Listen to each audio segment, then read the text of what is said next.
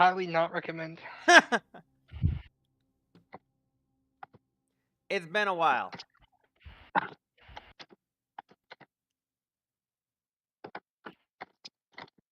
I mean, it has indeed. It's been one hell of a while. Would anyone like to recap what we've done? Can anyone remember what we've done? Yes. Basically, we went to the festival in town, met each other, had some shenanigans ensue. While the shenanigans were ensuing, goblins decided to attack the town. We took out droves of goblins, beat a few people, saved a rich jackass. Um, woke up the next day after partying with all the townsfolk. We woke up the next day to the sheriff knocking on our doors. We all got together, went to the church grave or to the graveyard, found some skeletons. Found out that apparently they stole some bones off of one of the sacred people, the previous founders or fathers or whatever religious figures, and that's where we cut off. We were going to go see the current religious figure. Yeah, I would say it was the previous father, like before Father Xanthus.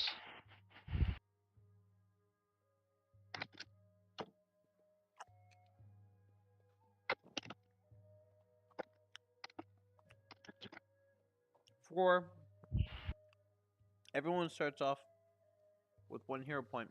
For another hero point, can anyone get me his name?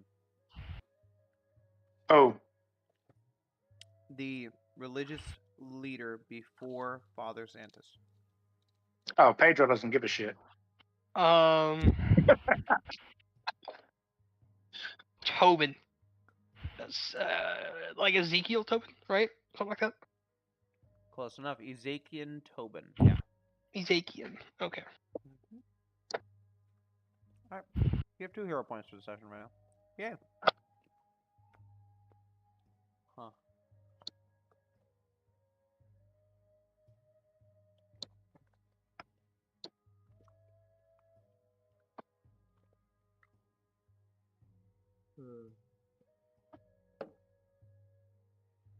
Sorry. I was just enjoying the rest of my brownie cookies. Alright. Could I get a link to the It should be pinned in the Rise of the Rune Lords chat.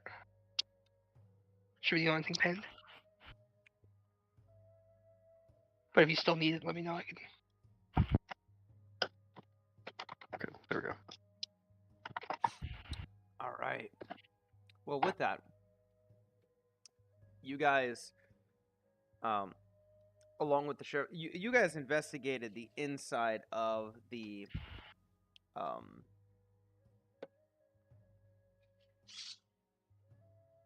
want to say obelisk, but I know that's not right. Did you guys investigate the? You found that the bones were missing. Mausoleum. Yeah, the mausoleum. You guys found that the bones were missing. You found the cloak in the corner, but I don't believe anybody was able to identify it. No. Yeah. One thing of note, Dan, I did take away the scimitar that you looted off of the skeleton. They weren't supposed to have those. That's why they weren't used. But those were base stat blocks of the skeletons that came with it. So I just went ahead and removed that off the character sheet. Okay. Yeah, so finding nothing else odd off in the mausoleum, you guys head on over towards the cathedral where you see with Father Xanthus, and Sheriff Belor Hemlock is currently giving him an update. And Father Xanthus looks surprised, shocked that someone would desecrate that mausoleum. He goes, the sheriff asks, "Do you know anyone who might have ill will against you? Want to do you harm?" And Father Xanthus says, "Well, no. I mean, it was generally welcomed for the new cathedral was generally welcomed to all of the founding families, their nobilities, and the investments, and even the smaller folk, the Brucians, and everyone was genuinely excited for this church that I know of." And the sheriff goes, "Right. Okay. And looks over towards the party and goes, I don't know if you have any other questions that you'd like to ask of Father, but I'm gonna take some of these notes and look to head back. Anything else you want to look at, by chance? And if there is anything else you want to ask the Father Xantus or Sheriff at this point, you guys absolutely can. I'm gonna fucking turn off the music. Jesus Christ. I mean, I have that shit as low as I possibly can. Yeah, but if he's on his laptop, he hasn't had it set up yet. Oh yeah, if you hit on the musical note, you can just take the music bar and just turn it all the way down if you want. I guess I'm fucking stupid as shit because I'm not seeing the music. Oh, there it is. Thank you. Fuck. Okay. Ah, dumbass. I forgot I got it open on two different things. That's probably why I was so damn loud. Probably. There we go. Would anyone like to ask any questions or no? Just a fucking rat. I don't have questions. I understand. Yeah, Remy's not too interested in the whole. He's kind of just like, yeah, cool, we got to have some fun, but it's kinda like, Okay, homework done. whatever. Nice. Yeah, you. The sheriff goes, okay. I'm gonna go and take these notes and bring them back and try and get with some connections, see what they think of this. In the meantime, he's gonna look at the rest of the party and goes, Come on. y'all are quite the talk of the town. So keeping up appearances might be the best thing of sort to do. I meant it when I said it. Having allies like you guys around would be helpful. Keep this town safe, amongst others, and it could be mutually beneficial. And he kind of looks over towards Rummy, and he says, "I know some of you deal more in coin than others, but if I have more information, I'll make sure to make it back to you guys. I might have use for your talents another time, but in the meantime." One thing I am going to say is that keep this information to yourselves. Townsfolk has had enough distress this week, after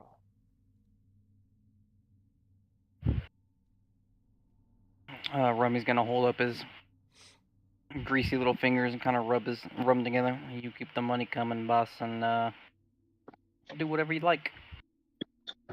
He nods. And he puts 2 copper in your hands and he says, "Right. All right. Y'all be good now. See you, Father Xantus." And Xantus bids farewell to all of you as well. It's still early in the morning, and this day is much to yourselves. If you guys want to investigate the town, or if you want to head back to the Rusty Dragon Inn, that is I'm gonna absolutely. have money. Say again? Actually, I'm gonna look at Rummy. I'm be like, you are crafty at the negotiations.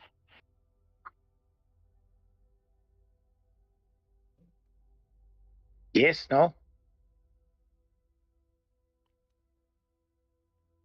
Tyler. Sorry, I didn't know that was to me. Say that one more time. I said Rummy. I look at Rummy. Yeah. Well, damn, you're hard to hear, Dan. Excuse me Sorry, if you're bro, on a fucking mic. Yeah, I'm just like, hey, you are crafty with the negotiations. You get money. You get the most money. I mean, I sell drugs, so yeah, I've done a barter or two before. And you take, and you sell. Yeah, you looking to buy some pesh?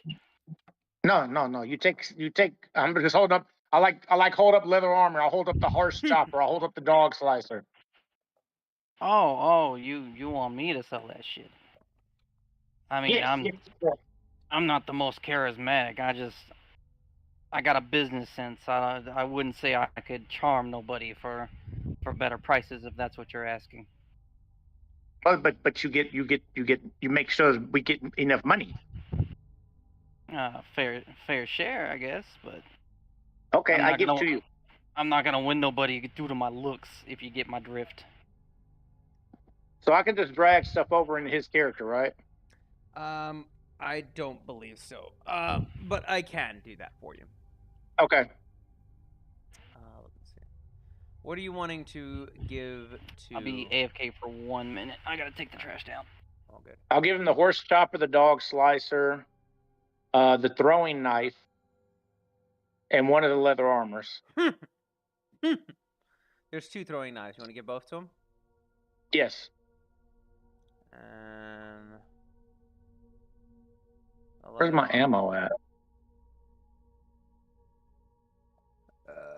I do not believe you have any arrows. Oh, let me keep the throwing knives. Then I'll give up the short bow. I got that off the goblin. That's right. I'll keep the 2 throwing knives and give him the short bow. I'm sorry, I was confused. It's all good. There you go. Yep, and give him the short bow. I don't need that. All right. At least not right now. Okay. Thank you, sir. Mm-hmm. Excellent. So that's everything Tyler will be sent. Excellent. Remy, Braun, is there anything in particular you guys wish to do at this time? Remy's probably gonna go with Rummy to go sell stuff because he makes the deals, or I make the deals. He makes sure the money works. All right. And Braun, Crow? Just go around town looking for stuff to do. Looking for little side jobs and work and shit. Okay. Excellent. Awesome.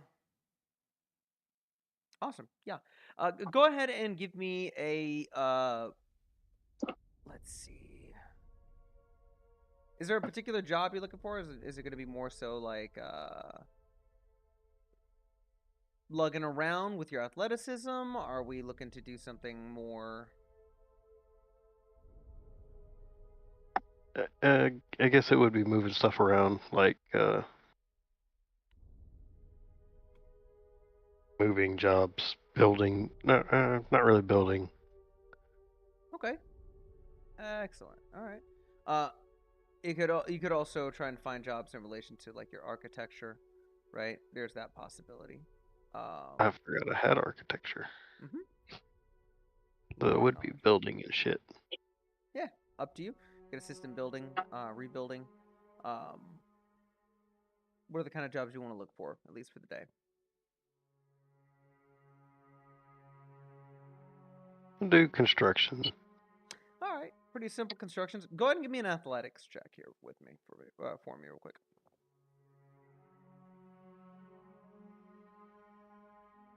I don't add any modifiers or anything like that. Just roll. Yeah, when you hit the roll button on your athletics check, that's going to add the 7 for you. Okay. All right. That's a solid 22. Excellent. So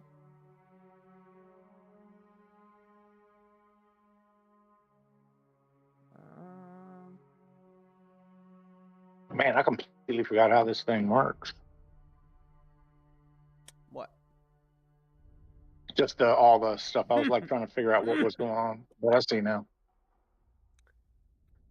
Excellent. I'm trying to find what the fuck?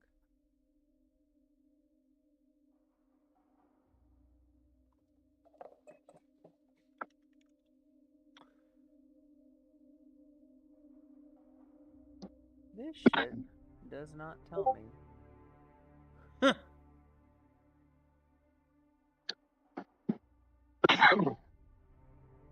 I'll go out to the mall.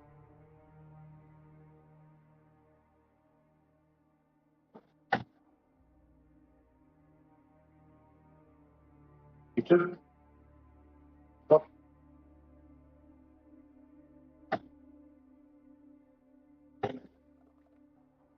right, I'm gonna let you know how much coin you make here, Crow. But Oh, and as far as what Pedro is doing, Pedro is seeking adulation. you're seeking what? He is seeking adulation. He is going around town looking for people to say, "Oh, you're the hero. Oh, you're the hero." Ah, okay. So you're over He's here. seeking attention. Pedro is only attention seeking. Fantastic. Okay, awesome.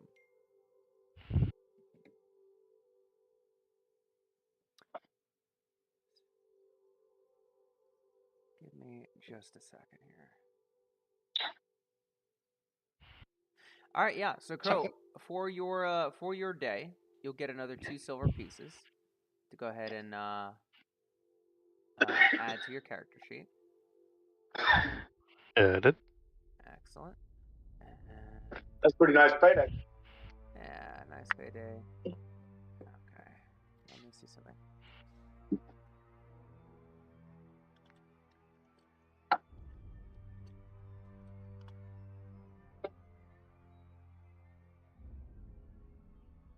me a second. I'm just navigating my brother over.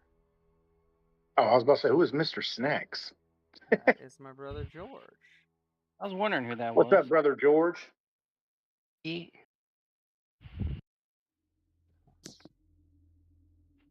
So if he's coming in here named Mr. Snacks, I mean, he's got a lot of snacks to choose from. I'm just saying.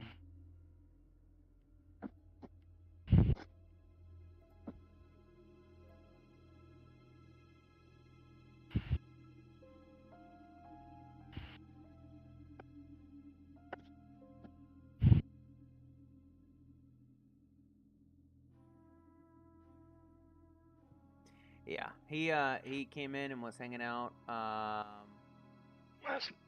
night. Oh yeah. Okay.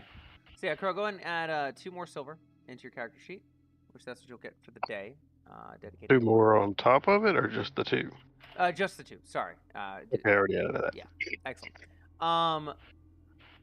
Dan, it's not hard to start finding that admiration amidst town. They start looking around and they start noticing you, and it's like, oh my god, we saw you in the fight of the goblins. You saved me. Oh my god, you're amazing.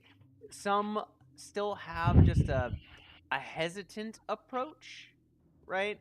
Because of just what you are. You are essentially a big ass cat. Yes. bipedal lion, leopard. I don't know what kind of cat you are, but cheetah, but still, yeah. Cheetah. Yeah, you're a bipedal cheetah. So there's still that little bit of apprehension. But you were getting that admiration. And as a matter of fact, there was a woman around a street closer to the shore that just rushes up and just shoves a bunch of bread into your arms. She's like, "Oh my god, my dear, you must be starving. Here, take all of this. Make sure eat to your heart's content." Oh, thank you. Yes, Pedro is very happy. Pedro is happy. Oh, this will go very well with the fish. She smiles at you. She says, "Be sure, come on back anytime. Yes, Pedro's welcome return. And do tell your friends we said hello." Yes, I shall share the bread with the rat people and the bull people. Excellent. She seems very happy with the interaction. Braun, in your work, you do catch whispers of people kind of looking your direction. Though it's a little bit different now. Usually, in seeing your giant size and just a minotaur in general, there was fear usually included with that. This more so has to do with awe, and it comes along with smiles and a wave or two. One of the children kind of puts his fingers up above his head and then waves at you, kind of making as if he had horns. While you lift up a big, long board and place it in the right place for the construction workers to utilize. That's the thing that you all of you start to notice, right? The Rat Brothers, you guys are walking through the town. You guys are ramping up to go ahead and sell what merchandise you do have, and there's waves. People are not giving you as wide of berths anymore. Not necessarily out of fear, but just more so of just, hey, oh, thank you again, and they're giving praise. They're saying thank you so much. We appreciate everything you did in the town. There's a pair of guards that end up passing by, and they nod and they say, "Good day, gentlemen," and they walk right past. There's no leery eye. There's no following. There's nothing like it used to be. You've never seen a more fucking paranoid rat person in your life as everyone passes by and, like, smiles and waves and so on and so forth. Even the cop, he's like, what the fuck is going on here? I don't like it. Remy, what's going on here? I didn't sell all those drugs to become friends with the goddamn guards. They're praising us, brother. They're praising us. Like, just I'm gonna bask in it. You can hide underneath cheddar if you want to. All right, but I'm enjoying this. This is nice. For once we get popular. For the right reasons. You can have all of mine. I'd rather go back to, slinking under in the alleys and shit. Hey, In fact, you know if what? these They people might talk let to you me, sell you cash talk on to the... them. I don't want to talk to them. That's fine. Unless they want drugs. They want drugs, you Hey. send them my way. They might be okay with you just selling it on the street now. Hey, you right. You never know. When you're right, you're right. And you might be right. Sorry. Worst case scenario, they're probably gonna give us one warning before they're like, okay, we gotta shut you down. Yeah, but that's better than before. Way better than before. Oh God, I love this. Okay.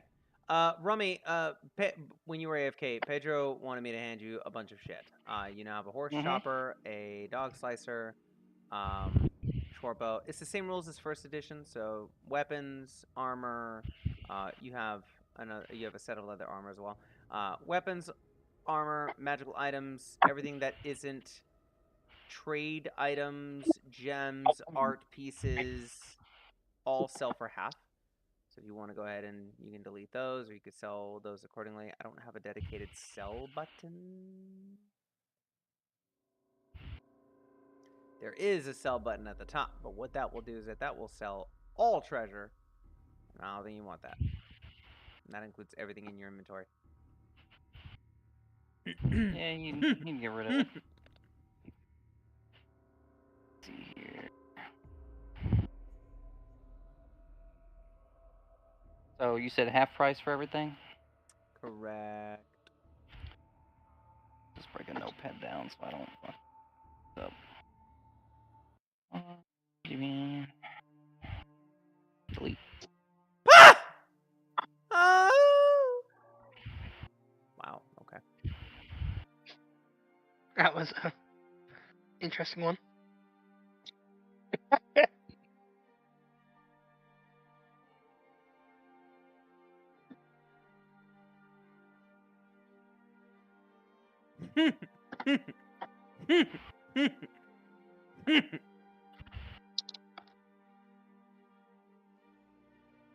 But other than that, your day is yours.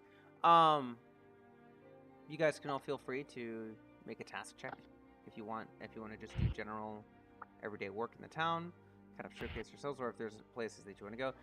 Pedro, if you're going to just continue to go around and pull in the admiration and kind of just make friends with the people, let me get a check from you. Give me a diplomacy check. Okay. Hold on. Because I was saying, I'm just going to do that for a couple hours, and then when I figure everybody should probably be heading back to the inn, I'm going to head back to the inn. So diplomacy, you said? Yes.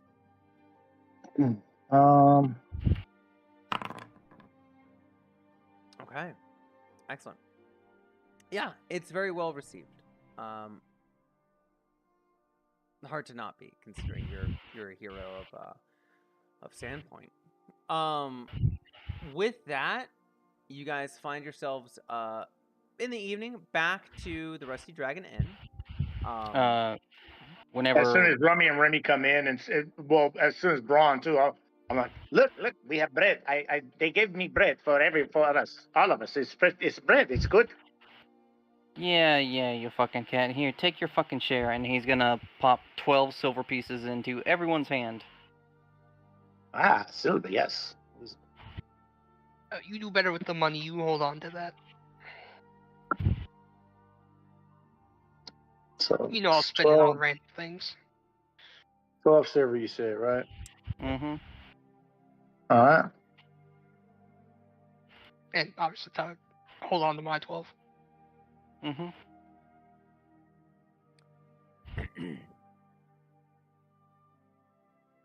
With that, with you saying that, he will hold up his pouch. He'll exchange it, and he'll show you 7 gold pieces, 7 silver pieces, and 10 copper pieces, all in his bag. Be like, yeah, we ain't doing too bad. Nice. Or Remy's gonna open up his and be like, it's not as clinky as yours, but I spend that frivolously. Yeah, we'll have some fun later. Some what? Oh, Fun. Excellent. Jesus Christ, man. There is. Mute. There we go. So, excellent. With that, you guys are approached by a figure that looks very familiar. The nobleman that you had saved. He comes up and he kind of, with his cane to his side, his blue robes just pressed and cleaned, he comes up and he says, "My heroes, I am." Yes, you bring Pedro gold. Say again. I said, yes, you bring Pedro gold. You bring gold for Pedro? Well, yes, yes, I do bring coin as reward. But I wanted to talk with you all about another thing that I would actually like for you to accompany me on. Actually, as you see, I partake in a tradition of the Boarwood. The Boars there are are well known for the size of their boars and the feasts that they can provide. Tomorrow in the morning, I plan on heading there to hunt for one, and wish for you all to join me. That way we can bring back a rousing hero's feast in your honor, and enjoy such at the Rusty Dragon. As he's talking about the boar, Pedro kind of starts growling lowly and kind of slobbering a little bit out of his mouth. I see. Very hungry. Yes, Pedro. No, I'm not hungry, but the boar is very good.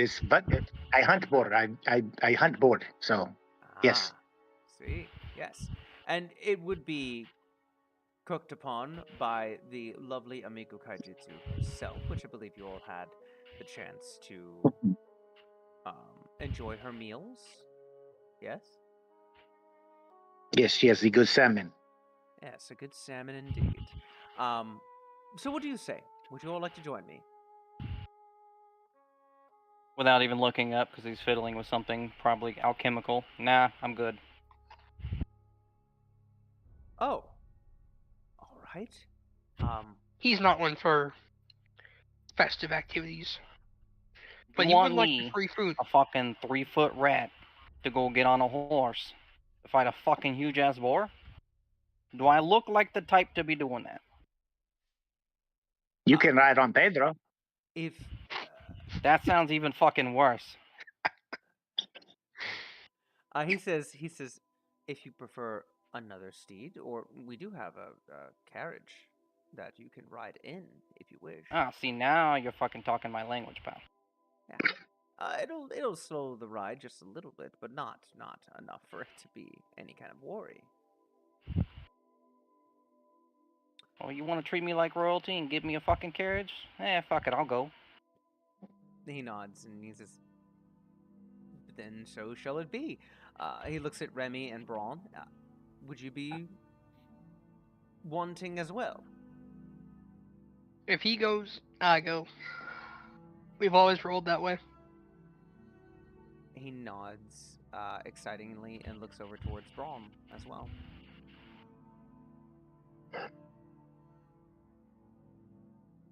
I just chuff and start making my way whichever way we're going.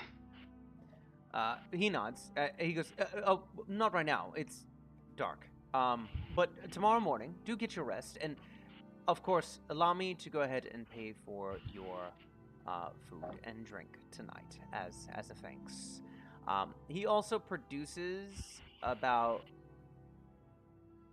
50 silver and hands it to you guys. And he goes, "As my personal thanks for saving my life." Ah, yes, gold. Yes, very nice. And you buy it too. Hey, lady, amico, lady. There is. She looks at you and goes, "What's up, dear?" Ah, yes. He's buying in Pedro with like bottles of wine, mini bottles of wine, please. Hey, Man- you fucking cat, don't be spending my goddamn money. No, What the we're fuck you spending think? his money. Yeah, money he's spending giving to us.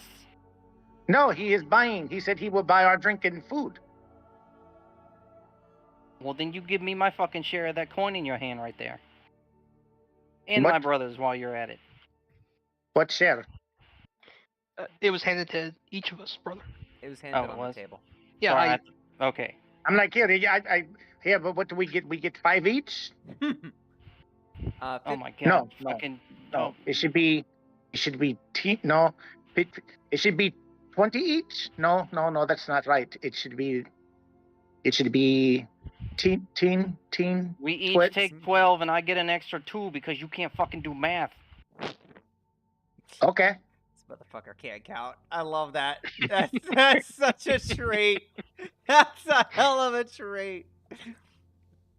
Very well. Okay.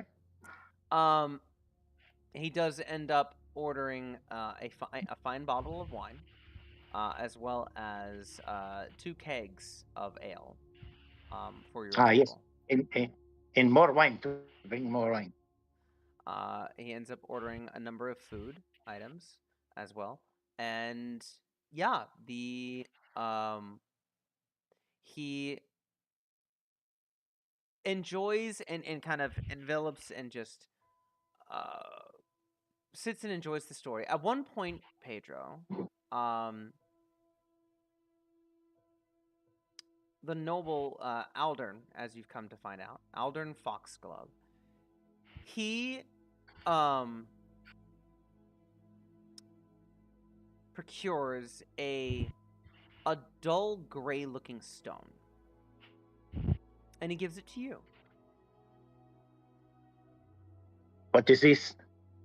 Um, And when he does it, because he's giving me food and drink anyway, I'm basically rubbing up on him. Like I keep rubbing my back against him and shit. Oh yeah, he smiles, and he goes, "Well, your prowess in combat was exquisite. I'm honored to be in your presence. I believe this would make you look like a righteous angel fighting, with that of a halo." And he kind of takes the item, puts a little focus into it. Like he you see him kind of focusing as he's putting close to your head, and then he lets it go, and it just floats around your head, kind of like a circulating halo. This strange light. Yes, indeed. I hope you enjoy. It is a light, right? No, it is not a light. Okay. So what do I have then, so I can put it in wherever? If you want to mark it in equipment, I will. I placed it in there now. I'm reading it. Okay. Yeah. The night goes on, and He's listening very fervently to your guys' stories. There are several other patrons that are asking for a retelling of the battle. And you see him kind of on the side talking with somebody who is I don't want to say dirty. At first glance looks dirty, but then you realize that it's just like paint all over their hands. They have an apron covered in paint. They're currently just enjoying an ale, and Aldern is speaking with them, and it starts to be just a very neutral conversation, and then they shake hands, and then he walks back to the table, and he says, "I think you will enjoy the last gift that I have, which will come in a few days' time." With that, the night draws to a close. Your room's paid for, your belly's full, drinks well imbibed. Pedro hugging a half-drunken bottle of wine at this point. And flipping my tail in whoever's face is like at the table behind us or around us. Oh yeah, it's definitely some irritant.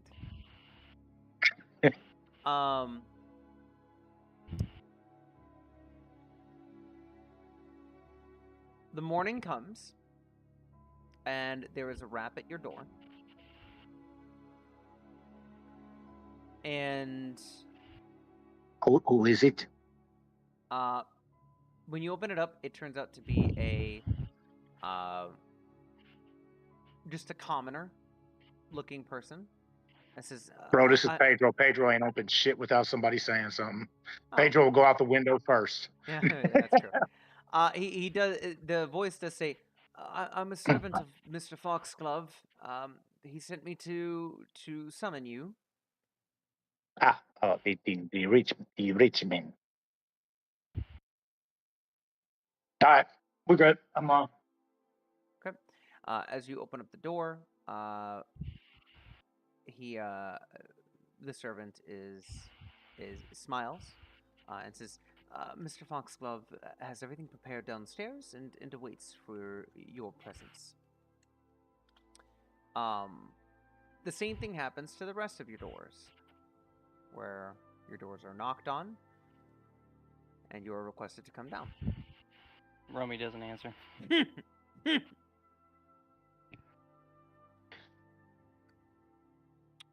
Remy will answer, and then kind of go lay back in bed for a little bit, and then be like, "Oh fuck yeah, the hunt!" And then instead of going downstairs and then coming back around, he's just gonna go straight for the window, like out one window to the next to get to Rummy. He's still sleeping. Didn't even bother answering the door. I love it. And we have the hunt we gotta go to. Fucking do we gotta? I mean, you agreed to. Look, you can sleep in the carriage. I'll give you cheddar. Oh, yeah, that does sound nice. Hold on a second. And he's gonna pop open his alchemist kit and start spitting in vials again, fucking scratching dandruff into the bottles and fucking. I'll go let them know you're getting ready. Yeah, I'll be done in a minute. Scratching dandruff into the bottles. It builds character. Fucking go wild. Before Hey, that's the what servant, Rummy told Remy one time when he saw him doing it. before the servant gets a chance to knock on my door, I open it and stand there in the doorway, The intimidating like. yeah, go and give me an intimidation check.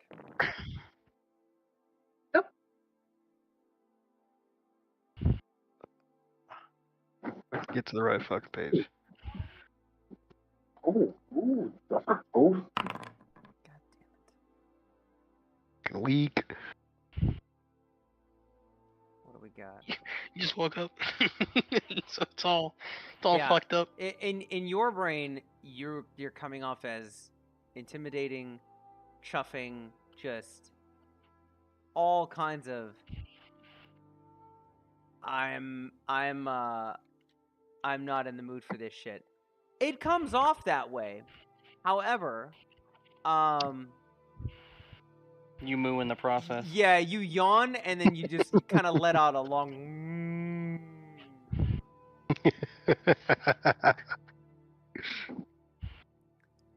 Whenever Rummy does get down to see all y'all, he will hand Remy and then the cow another potion. He'll be like, "Give me back those vials. I'm feeling good today."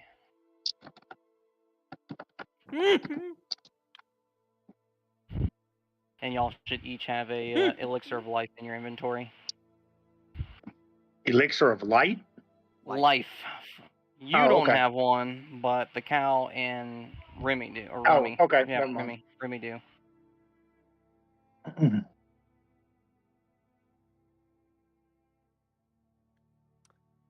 I'm trying to find. This is ridiculous.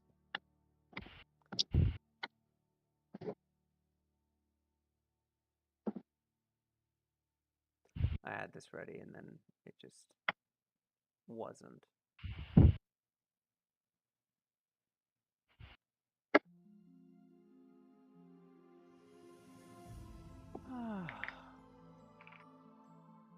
Oh, did we level up, by the way?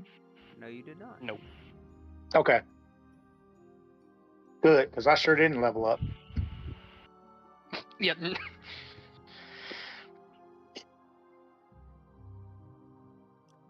I believe that. That sounds about right.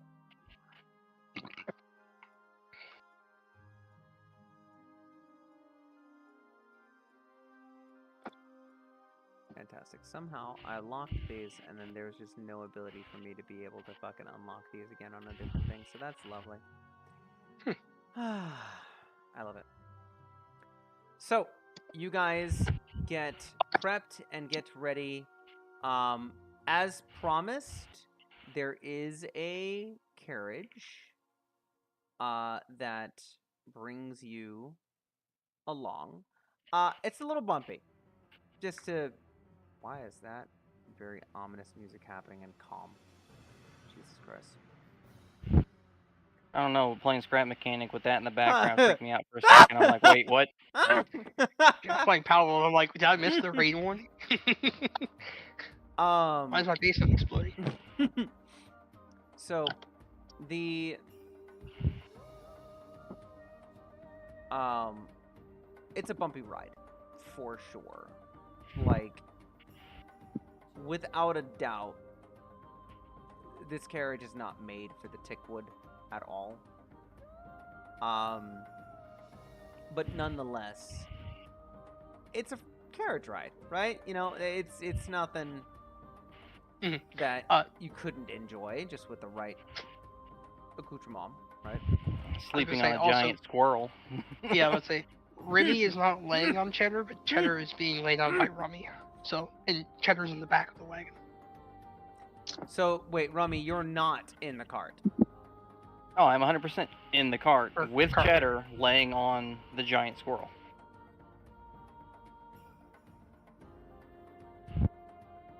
Okay. I'm following So, now. Cheddar and Rummy are in the cart. 100%. Gotcha. Okay. Absolutely. All right. I'm following now. So, with that, feel Remy free, got a horse. if you guys haven't already, go ahead and do the rest for the night button underneath your max HP on the left side. Because you guys did indeed sleep. At a certain point, you guys get up to an opening where there is a little bit of a clearing, a small hovel and hut. The horses stop. They let out a little whinny, which, almost like a call, brings out a boar from the hole. So I'm going to put Aldrin's here. He's driving the cart. Was anybody up in the cart with him or no? With Rummy in the cart? No. You guys are going to be in the carriage. So Rummy and Cheddar is going to be in the carriage. So I'm going to go ahead and put them behind Alder. What about Remy? Remy would have been. He would not have been with Rum. He probably would have been like alongside or with the with Alder, With Alder? Okay. like talking to him. Yeah, absolutely. And they have extra horses. Pedro and Brawl. Pedro would have been somewhere in the middle. Okay. And Brawl. I would be trotting alongside because I wouldn't want to force any other animal to have to pull my heavy ass. Okay, so you're walking alongside. Fantastic. And that is what kind of helps with the carriage ride to be a little bit easier, considering, you know, slower movements through the forest anyway. You're able to help guide there. You get into this opening, and surely enough, a massive boar peers out from this hole and looks in your direction and lets out a grunt, a huff, and an outright squeal that echoes and reverberates throughout the forest. And kind of stomping onto the ground, it is looking to charge. Pedro lets out a big roar too. Okay. You let out. Upon seeing the boar, Remy would have pulled out his short bow. Alright. These stats are not adding up. And Tyler, do you see my message? No, hold on, give me a second. Alright, you're gonna take your time. It's not vital. Initiative? No! Okay. I think all the rest of that is correct. Alright. With that, we're going to go ahead and have everybody roll for initiative.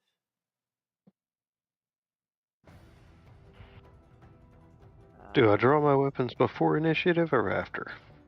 What do we do? Perception or what? It's going to be, it's going to be the initiative. It's going to be perception. And Crow, I'll allow you to have your weapons drawn. Considering you guys are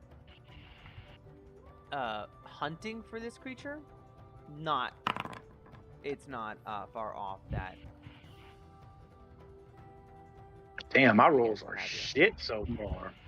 You said it's perception, correct? Yes, so on the left side of your sheet, you should be able to see initiative with a 5. You can just roll on that. Perfect. Oh my. 10, 11, 12. Oh my. 11. Okay. And Oh me, oh my. Alder and Foxglove also will get a chance to roll. The servants are damn near useless for this, so I'm just going to keep that there. Aldern is going to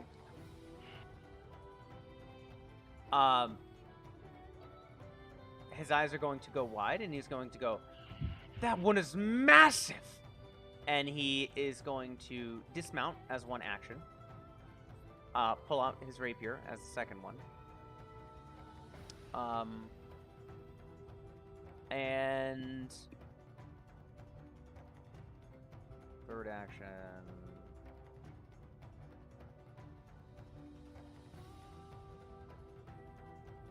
He has nothing else for his actions here, so he's going to, that's going to be it there.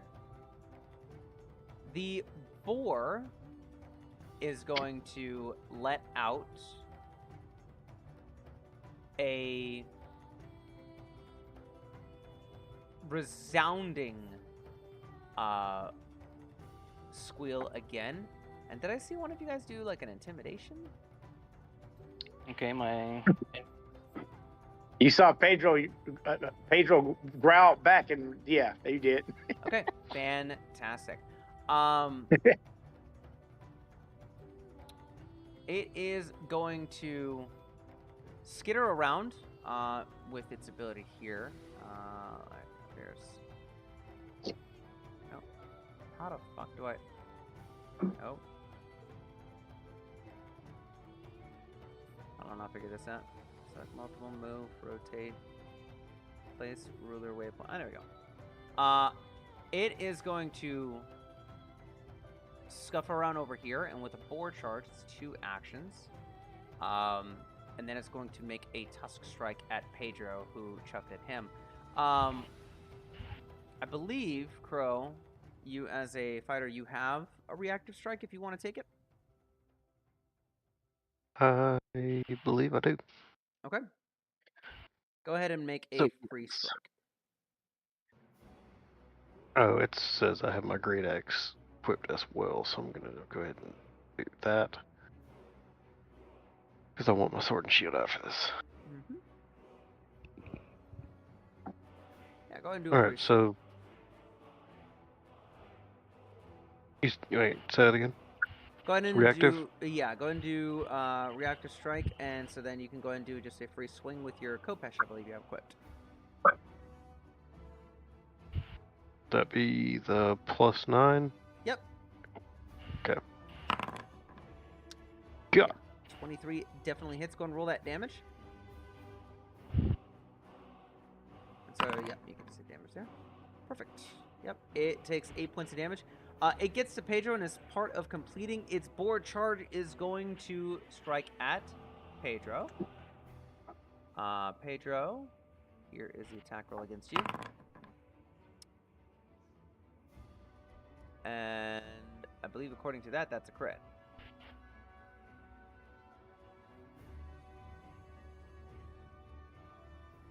$31 to hit. Alright.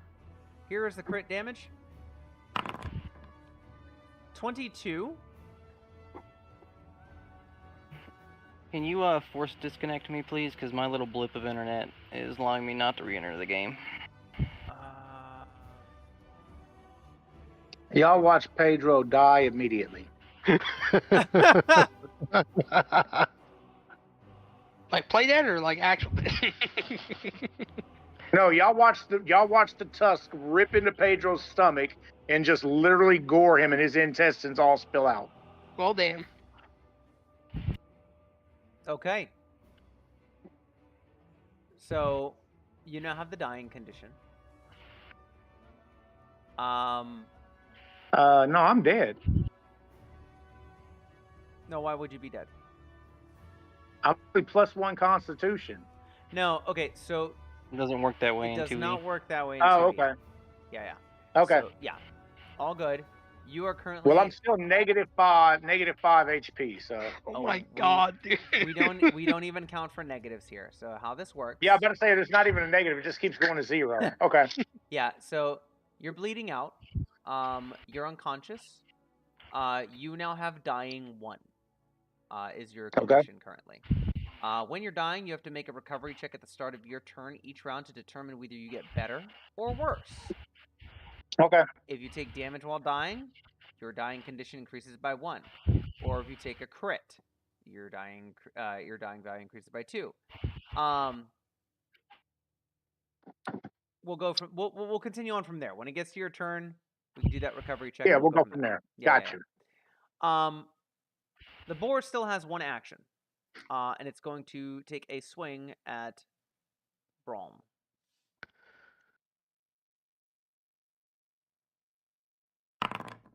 And miss by quite a large margin. Oof.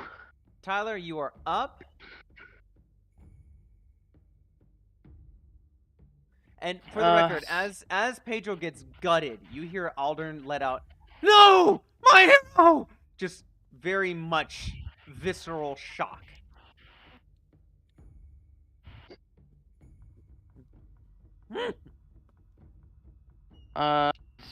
So I'm going to draw a visceral vial. I'm going to craft it into a elixir of life, and then for my third action, I'm gonna plug that into. You know what? I'm just gonna pour it over his guts because I assume that's essentially how it works. You can drink it or pour it over, however you want to, manifest that works. Sure. But those are my 3 actions, and then I do believe a elixir of life is 1d6 points plus 1 item bonus to save yours. Yeah, I need you to roll a 1d6, Pedro. All right. There we go. Oh shit. Roll. Okay, so Well, Pedro, you are now at 2 HP.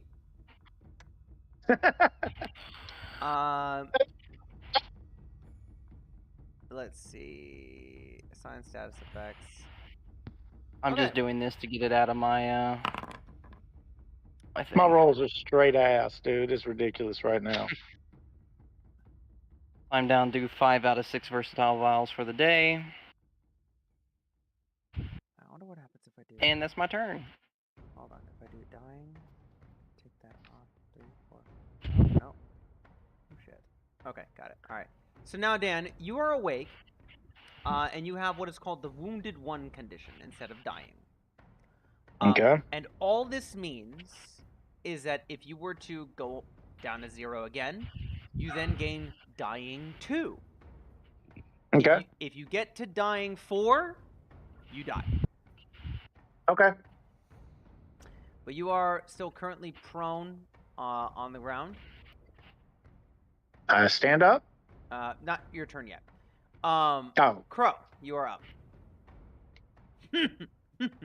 Okay, and since I did the reactive, I only have 2 actions, correct? No. So you gain your you get 3 actions and a reaction every turn. You recharge your reaction on your turn. So you are good to go.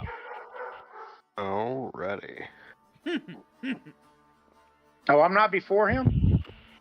You are not. You're prone. No, I know, but I was a +7. You were a +5. I thought I was first. That's all. Oh, it did not account for that. You can choose, Crow. And No, it's good. It's good. That's the only reason I thought so. Never mind. You can't. Yeah, if Crow wants to have you go before him, it's up to you. It's up to y'all. Yeah, Pathfinder 2 is very fluid with that. Like, there's no point. Like, there's no comparative and bonuses like that. Gotcha. I'll let Crow kill it, because Crow probably killed his motherfucker before I even get up. So that's good by me. Versus me getting to fucking dying, too. Let's see what happens. Crow, I am going to take all 3 of my swings at it. Okay, yep. You recall, do the first strike, then it's the second one shows with the map, and then the third one. And then the third one after that, yeah. Yep, all right. 28 will God definitely hit. damn. Yep, and that is a crit. So go ahead and roll crit damage. Make sure to click on the boar and press T to target. That can help with some automation. Yep, perfect. Go ahead and hit critical, because that is a crit. You went 10 above his AC.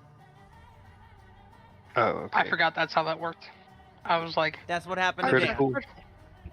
yeah, okay, makes sense. So you'll just hit in the chat, you'll just hit the critical button right there, and that'll roll the damage for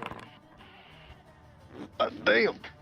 Yeah, 24 points of damage to that boar, as it just deep cuts right along the side. You see some of the guts start to spill out, kind of like it did to Pedro. You have your second swing.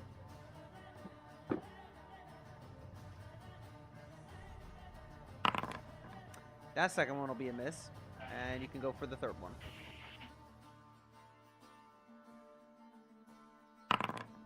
That one will be a miss as well. Critical miss. Yep. Okay, that is your turn, Crow. Pedro, you are prone. Yeah, I'll probably get myself killed again. I'm going to stand up, Okay. draw my rapier, Okay. and I'm going to strike. Okay. How come it says... Oh, yeah. 14 will not be enough. Yep. That sucks. Oh, well. How come it doesn't wait, say it's on you- him? I hold targeted on. him. I don't know why that's been happening with you. For some reason, it was minusing 2 for your prone. You actually hit. Oh, okay. Oh, because the prone condition was still there. Okay. Gotcha. Go and roll damage. 9 points of damage. Okay. Now, ignore the fact that it just got marked as dead. It is not dead. You watch as you strike, the boar refuses to go down. Dirty beast. But that is your turn, Pedro. Nick, you are up. Yep.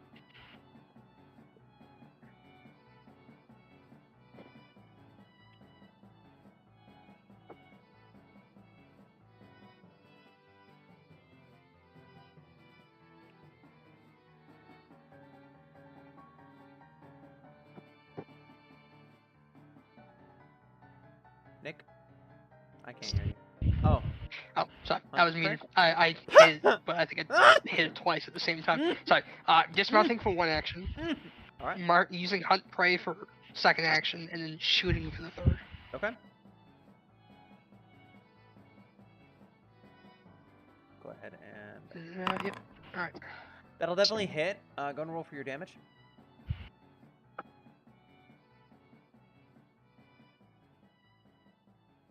See, yep, base dice. I do need to add 1d8 though.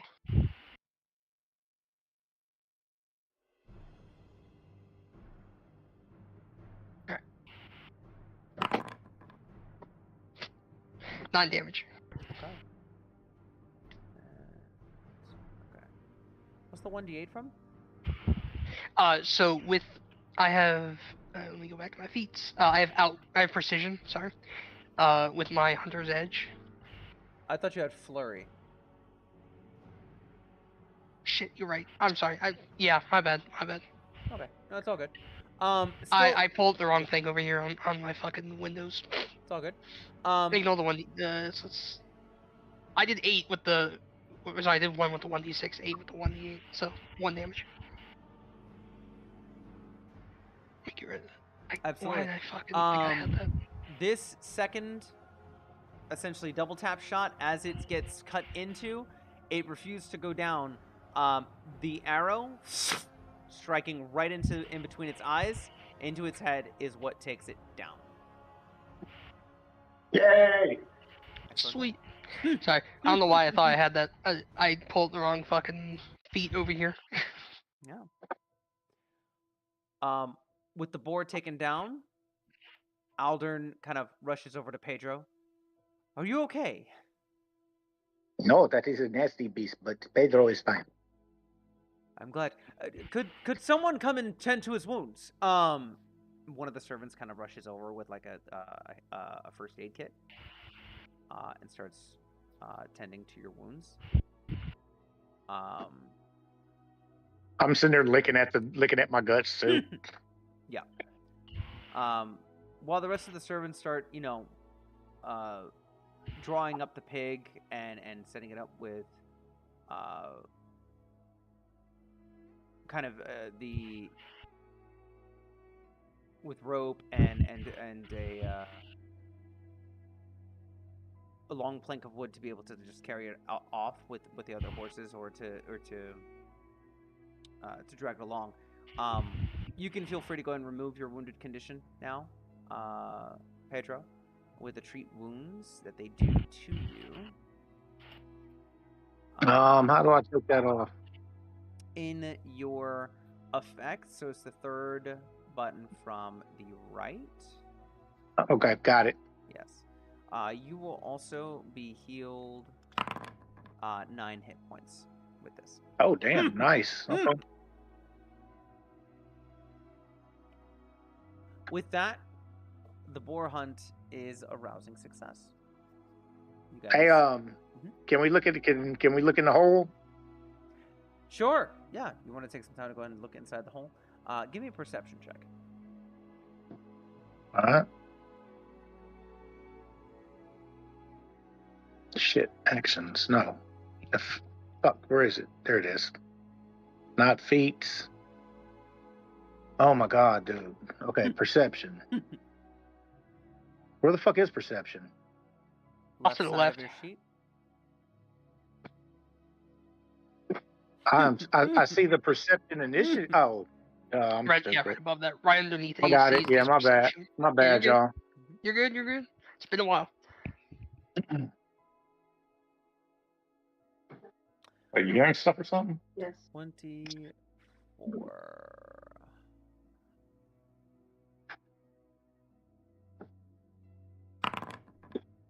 Okay. You see plenty of bones here of finished meals, but amidst the bones, you see what looks to be like a substance that's tied to one end of a tiny wooden stick. This looks to be a matchstick that you find there. Easily enough to be able to create a flame with a matchstick. It's faster than one with flint and steel. So you can ignite one and touch it to a flammable object as part of the same interact action. Okay. I come back and I look at Remy and Rummy. Do you want this? Do you want this? Does it help you?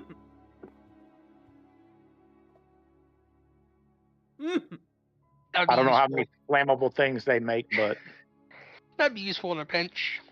I'll hold on to it. it's yours. Fantastic.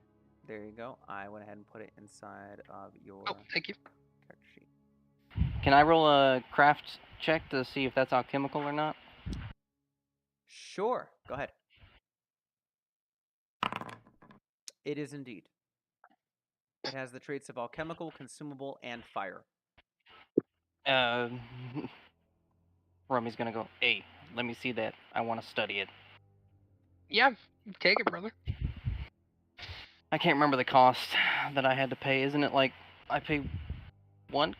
I have to pay the fucking cost of the materials to add it to my crafting list, right? Half the cost of the materials, so it's 1 silver.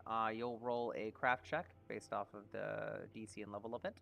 And if you succeed, you can either pay the other half immediately and be able to do it, or you can spend some extra days to not have to spend any more money to do so as well. Yeah, I'm gonna try to. He's gonna study that for the next couple days. Okay. The more formulas I got, the more shit I can overcome. Well, real quick, it is real cheap. So I don't know if there's like an extra hidden cost I didn't pay attention to. So if you wanted to, you could just like kind of quickly farm it. But also, I mean, yeah, can you move that into his inventory then? I'm just gonna go ahead and pay the cost. It doesn't bother me at all. Yeah, just try to help you out with 2 silver. There you go. It's in your inventory. Tell me. Thank you. Let me see something here. Yeah, I think I got that right. It's been a while. Forgive me.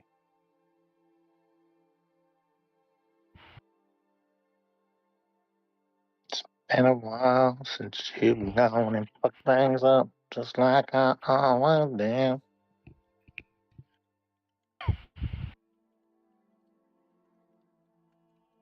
All right. Excellent. The boar hunt is a rousing success. So you begin to head back. I get in the cart. I get in the cart with and Cheddar this side. As you're getting into the cart, Remy's gonna kind of come up near you and be like, I guess Tusk beats Fang, huh? Only today. I usually hunt border, but the border. Oh, that was mean. I think that hurt. Did you just say I think that hurt? Yes. I would fucking assume so. Well, in reality, he doesn't quite know. It like happened. Next thing you know, he woke up. It's like, what the fuck? He woke up with a giant rat standing over him. So Tyler, Fuck up, bitch. so what'll end up happening is you're gonna end up destroying that item. You'll destroy the item. You get 50% of its materials back. I pay for half. I pay yeah, 1 so- silver, and then that's essentially me adding it to my list for that night. Yes. It takes the same amount of time as creating the item from a formula would. You must first disassemble the item. So, you craft the formula at its full price. You can keep working to reduce the price to normal. If you fail, you're left with raw materials and no formula. So yeah, you disassemble the item. You get 50%. So you get that 1 silver in raw materials. You could put that towards crafting the formula. And then if you want to finish the formula on that second day, you can pay the rest. So another silver, right? But I need you to make a craft check first to see if that's even successful. Yep, that's gonna happen.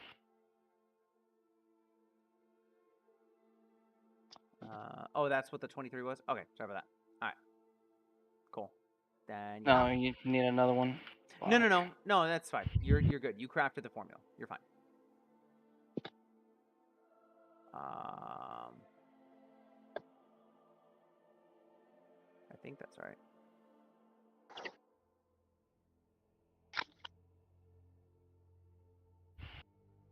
Schematic.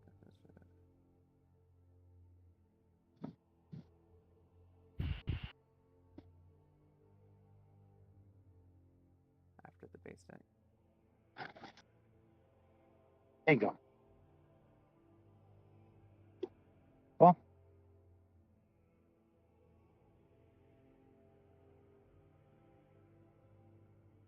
Yuki, come this way.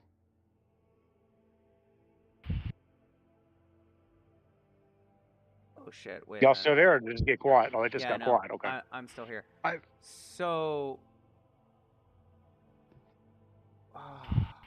I'll double check because the formula price is a gold.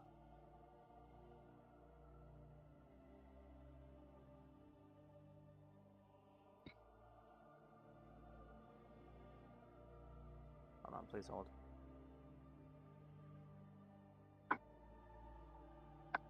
Create the formula at its full price. Oh, okay, no, you just create the formula at its full price using the disassembled 50% worth of raw materials as your starting baseline.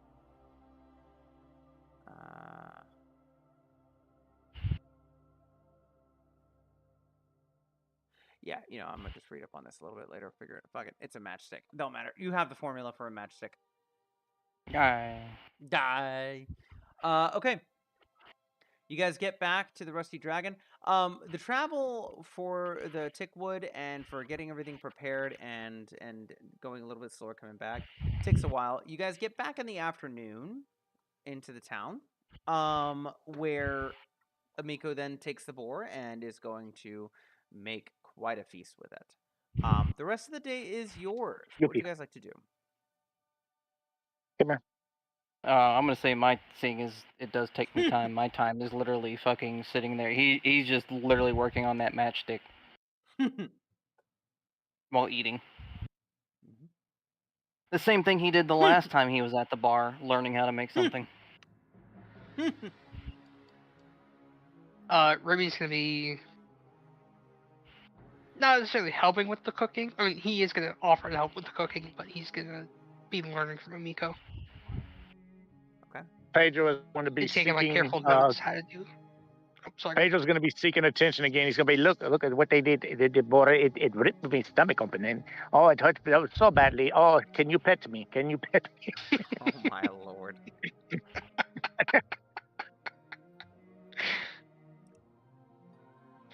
Can you pet me? Ooh, baby has boo boo. I need attention. Yeah, basically. Oh Come on. my god, Dan, you are hilarious. Yuki, I'm a cat, man. What do your cats do when they have like discomfort or whatever? Yeah. It's a good point. Let's see.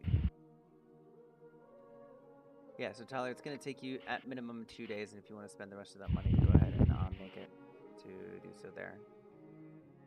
I already did all that. All right, cool.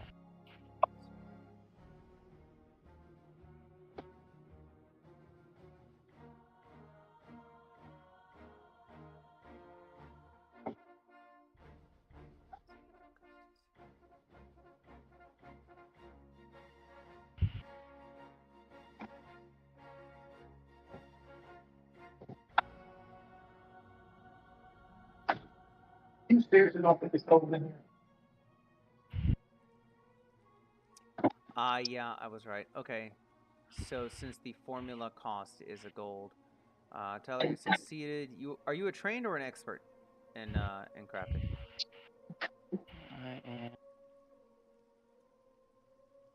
I'm trained. Trained, fantastic. So that's the 1 silver that went to it. You can pay the other 9 silver to finish it immediately, or you can spend the next 4 days to craft it without any other additional cost. I'll pay the 9. I'm not about. Gotcha. Rummy's not about waiting. Excellent. Each additional day spent in the amount based on your low and proficiency rank. Yeah, okay. That's what I thought. Okay. Fantastic. And I don't think I need to ask. You have an alchemist lab and all that to be able to do all this, right? Of course. Okay.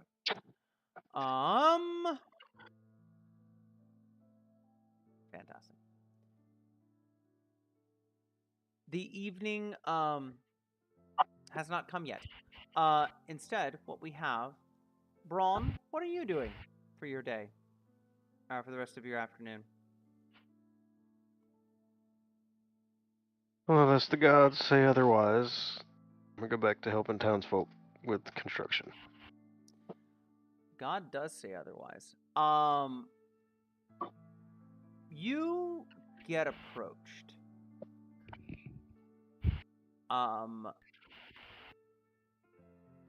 By a young woman with red long hair, hazelish dark brown eyes. I have a picture actually, if you want. And you've heard of her. She's a general shopsman. You've helped her rebuild a few things around. But that's who you see. And she comes up to you. And she says, "Excuse me, mister." You just feel like a tap on, like, because you're tall, you feel like just a tap kind of like on your shoulder blade.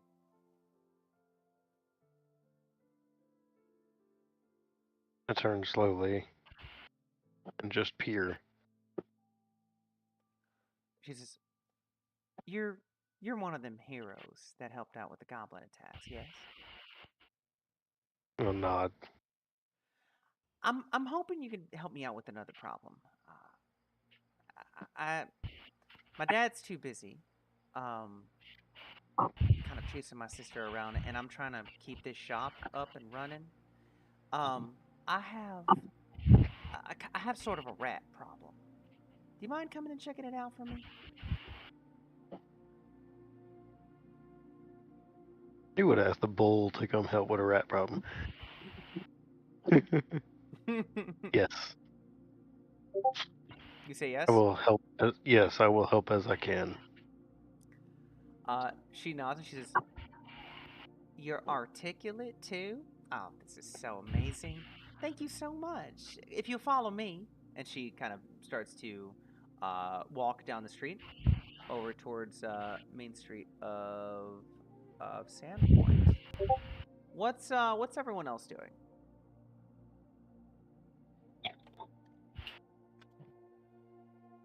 I mean, the Pedro roast is hoping that is, one of the people he sees can help it, give him a little healing thing, since he's just basically craving whatever. Yeah, I mean, normal townsfolk, they're not just gonna have like healing, but you start to like as you are talking about like having been hurt, you get pointed toward the cathedral, and soon enough you find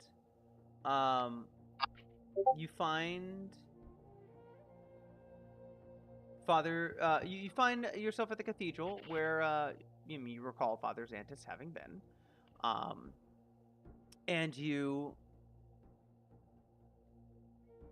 ask for the same kind of help, and you receive it. Oh, wow. Thank you, Father of Many. I'm trying to. Why is this not working? God damn it. Whatever. What's not working? fucking what ended up happening was See what had happened was. God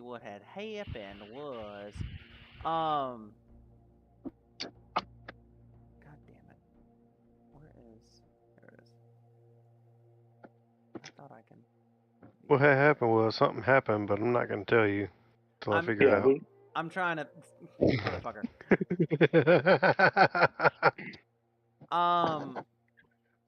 The what's the word I'm looking for? Oh my god. Something happened Probably- to something, Probably an and English word. Yeah, probably an the English. happening that happened to that something caused that Yeah. same something to cause something else to happen. that thing happened, and as a result, something else happened, and now here we are. Precisely. Okay. Now the tiles that I put on here, when I put a lock on them, I don't know the button to unlock them. Oh, that was smart. That's funny. So it fucking just yeah, it's just not fun right now. Wow, out of all the things that I don't have, the basement of a shop is not a map I have ready. Look at that.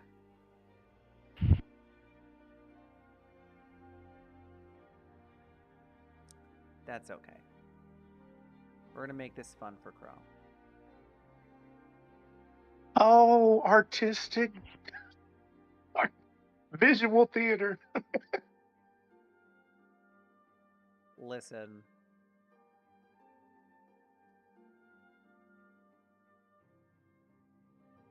I don't know why I said listen. I got nothing. You never do. You never do.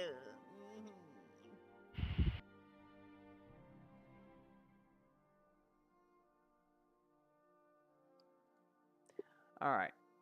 So Braun, you are brought to the general shop, which you've been here before. And Shayless opens up the door, lets you in, and she says, "You know, just the other day, I could have sworn I saw one that was the size of a goblin. If you don't mind, let me show you right on down here." And she brings you over towards the side, where there is a set of stairs that lead downstairs. And she leads you downstairs into a darkened interior, and she's bringing a torchlight with her. And as you... There we go. Can you see? Yes. Fantastic. As you are brought into this basement, she kind of like points over towards this alcove over here along the right side. And she says, "I last saw it over there with just some of the... around where the crates and the baskets are. If you don't mind just checking that out." What would you like to do? I nod and start walking over.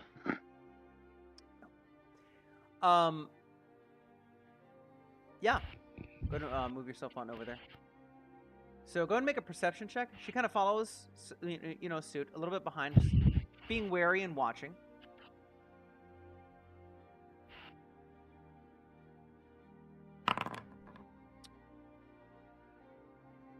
Excellent.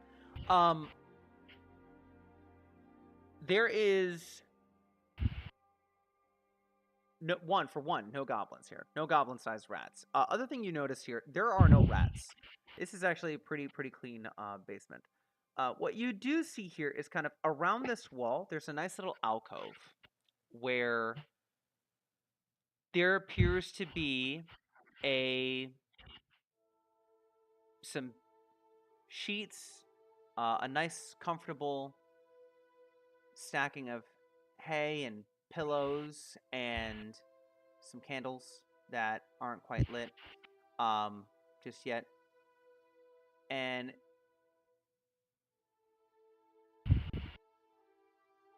you just hear her very softly go, "Did you find anything?"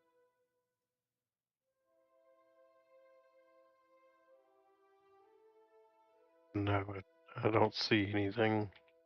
other than this bed over here. That's a mighty good find. And what you notice now, looking towards her bodice is already off. And she slowly puts herself in an embrace with you and goes, "Why don't we go and use it?"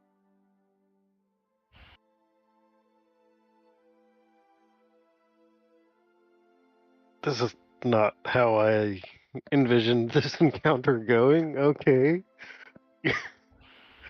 What do you do? I love Crow's response. Like, this is not how I envisioned it going.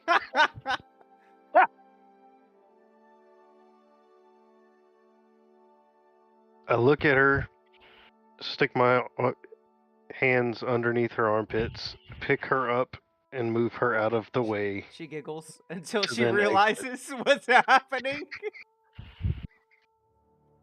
He starts to move. And she does a little huff and she goes, "Ah."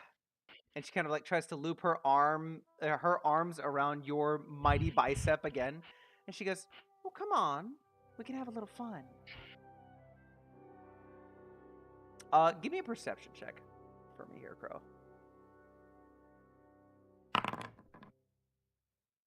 15.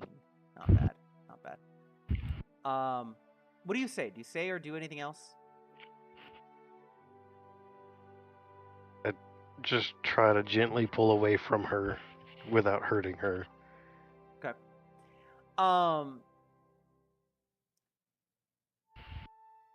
She has every intention on being like that of a spider monkey, and she's holding on, and she's like really trying to tug and bring towards the bed.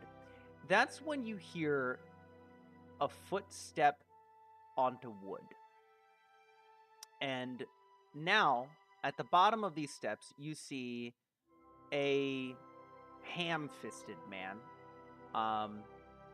with kind of his hair pulled back in a handkerchief as well. Wide square jaw, currently in a scowl as he looks in your direction and just simply says, "What the hell do you think you're doing with my daughter?"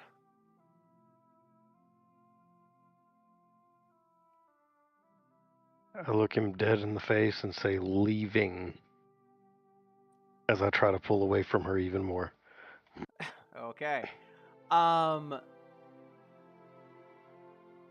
Give me a diplomacy check.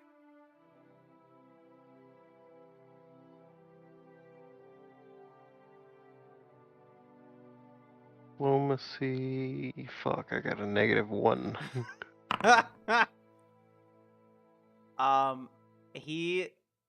There's just a low growl that comes from him, and he goes, "That don't quite look like what you're doing to me."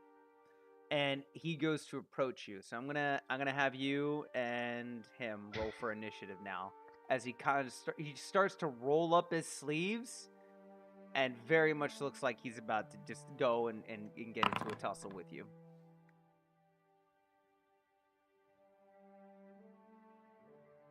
That was gonna be my question. I didn't know if you had any weapons out or. Yeah, I forgot to put them away. It's all good. All right, let's see. Oh, fantastic. I mean, technically, he had one weapon out. No, I didn't. And shut the fuck up. Hey, but you always got your horns, bro. You absolute fucking madman.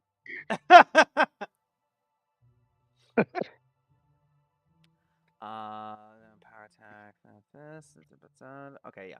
This will be it. Here we go. Man, if I was playing a bard, I could have done the line of "You mess with the bull, you get this horn." So since it's an Hey, enemy, you still could have done it. Just saying. since it's You an didn't have to be a bard for that. All right. Since it's an enemy versus okay, Crow, we both rolled the same thing with the same bonuses. So I'm gonna have. I can't lie to this here, right? Yeah, right there. Just go and roll another d20, and whoever wins goes first.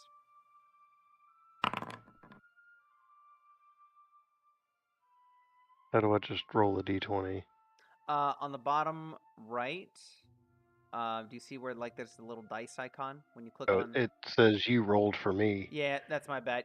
That's supposed to be for me, but yeah, go ahead and roll. Click on the 20-sided die for this right one, and then hit roll. I'll be back in just a minute while that's going on.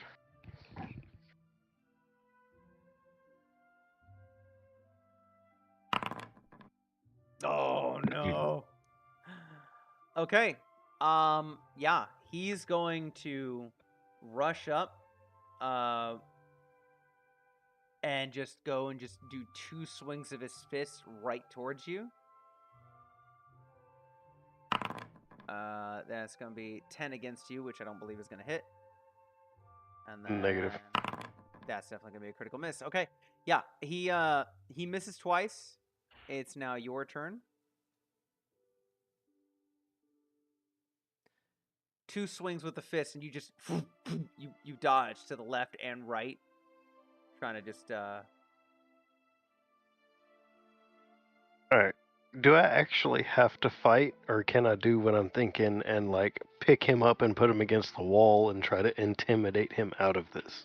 You can do whatever you want. You can try whatever you want. Okay.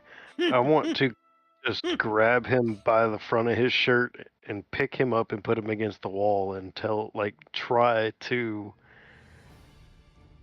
intimidate him out of his actions that he is trying to take. Okay.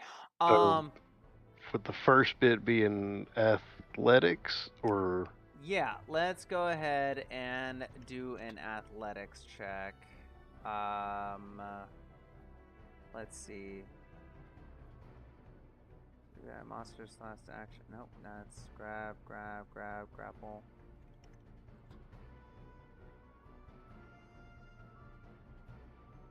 Grapple down. Okay. Yeah. Give me an athletics check, and that's going to be against the creature's fortitude DC. Yeah. No, that's not enough. You don't meet that. You go to grab him, and he like puts his hands. Like you grab kind of the scuff of his shirt. He takes his fucking hand and just immediately just like pushes it off to the side. You don't find purchase. You could try again.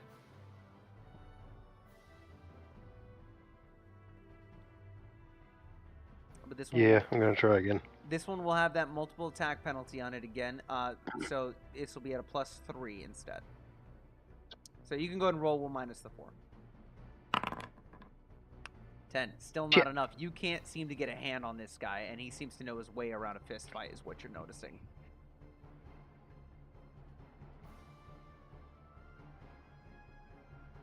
All right, so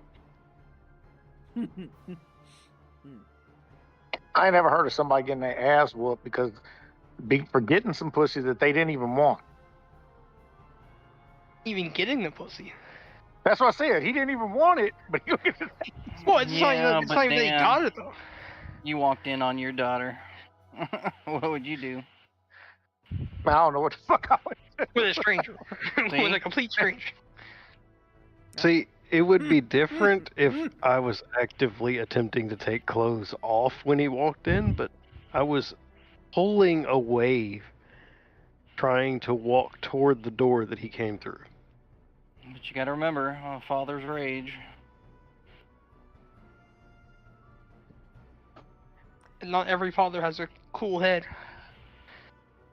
What? Now, would I you- like how I'm just getting a black screen through all this, by the way, because I don't have a token, but I was Thank you. picturing everything anyways. It's just fun being on the other side of it. Wait, so, Tyler, can you see, or do you have a black screen? No, I've got a black screen as well, Alright. but I'm just saying I'm not the one having to answer questions at this Oh, point. yeah.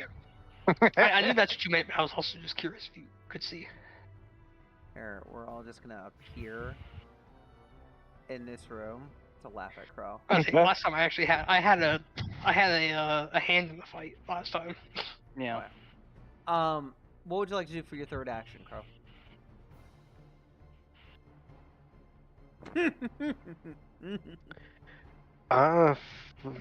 Shit.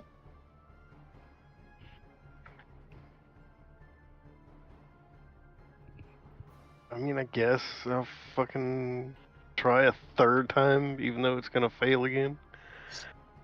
There's always a chance. No. Okay. Alright, so this one will be out of -8. So go ahead and just roll the same thing. We'll -8 from that.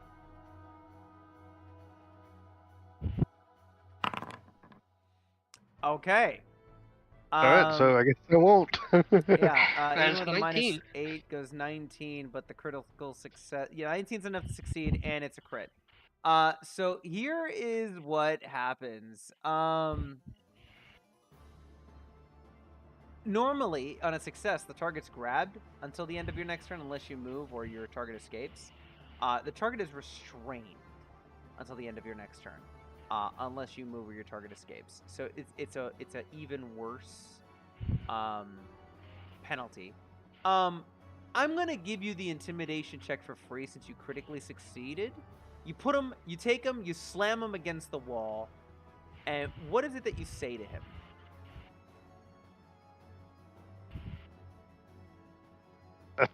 Didn't fucking think this far ahead. I didn't think I'd succeed.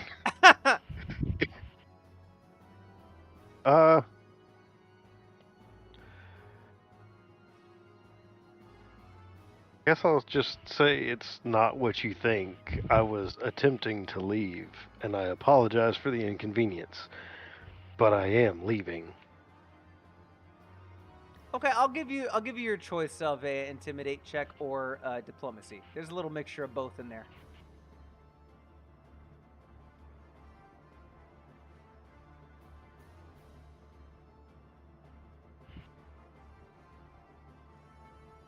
Just a second, I'm fighting fucking rogues.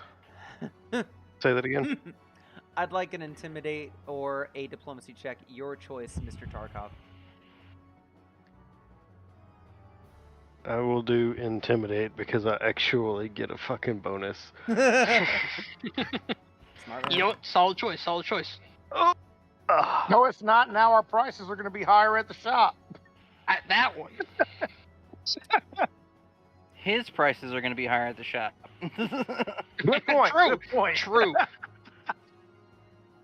I love how y'all think that. So Let us dream, Cody. So you take him, and with an unsurmountable amount of strength, pick him up, slam him against the wall. Shayla's behind goes, "Ah, down!" And you bark out that I didn't intend for this. I was trying to leave, and I am leaving. And the father who you know as Van Vinder, shocked by the display of strength, growls deep and goes, "Not willingly." And yeah, that's gonna be it's gonna be his turn. Let's see. He is restrained, immobilized, and off guard. All he can do is either escape or force open the bonds. Escape. Attempt to check using your unarmed attack modifier against the DC of the effect. It's the athletics DC of a creature grabbing you. You can attempt an acrobatics or athletics check instead of your attack modifier if you choose. Okay. All Van Vinder can do is try to escape. So with that, Crow, this is going to go against your athletics DC, so it's going to be 10 plus your athletics bonus. That's 7. Okay, so the DC is 17. He is going to try to break free and fail. He's going to try to break free a second time and fail. He's going to try and break free a third time and fail. Crow, it's now your turn. You are currently in control of this grapple. He will break free. Well, hold on. It says your target is restrained until the end of your next turn unless you move or your target escapes. So at the end of my turn, if I haven't diffused this situation, he is free. Weird that that's red like that. But sure, we're gonna go with it.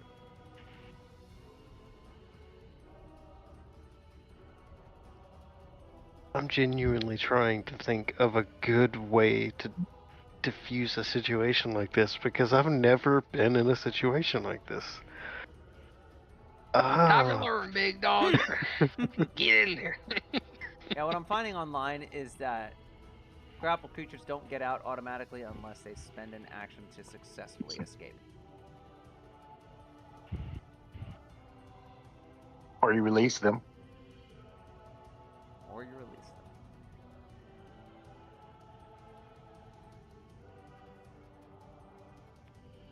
them. well,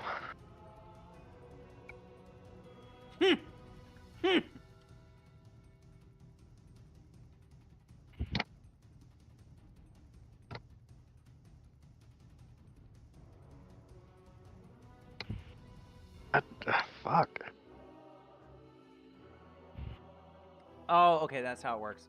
So unless they spend actions to get out of it, it will automatically end on the grappler's next turn. So the grappler has to keep spending actions each round to maintain the grab. That's how they do this here. So you'll need to try and maintain the grab, unless you want to just leave. Well, the only thing I'm thinking now is to try and throw him toward the bed so that he has a somewhat soft landing and then make my exit. Okay. All right. I love where you're going with that.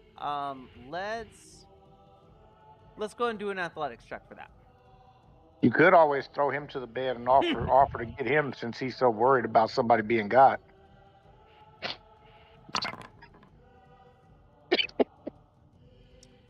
Dan.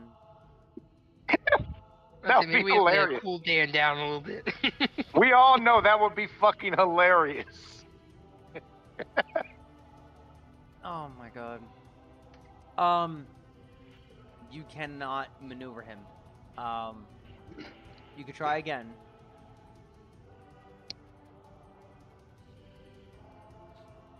Yeah, I'll try again.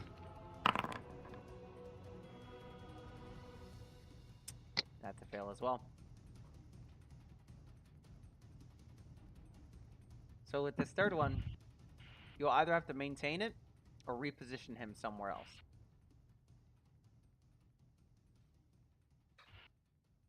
Do I reposition him or reposition myself? You can reposition him. You can't move currently. If you move, the grapple is ended. You can just stride out of here. These guys are spectators. These are your friends. Now, Mr. Mans, I told you I wanted to leave, but you didn't want me to leave, so now we can do this the easy way or the hard way.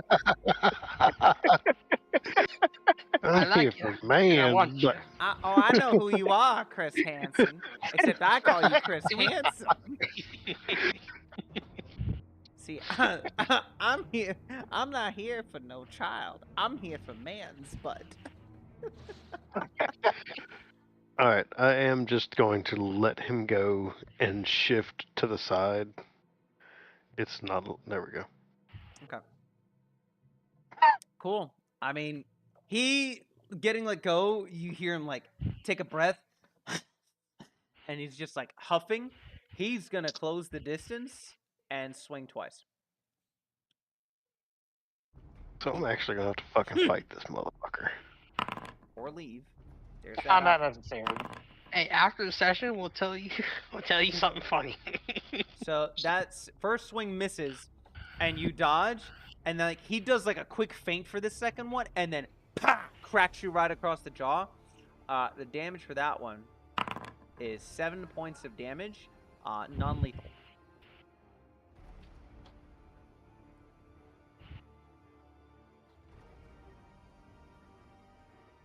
All right, it's your turn.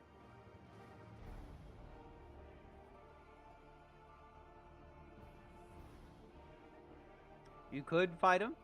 You could leave. You could keep trying to plead with him.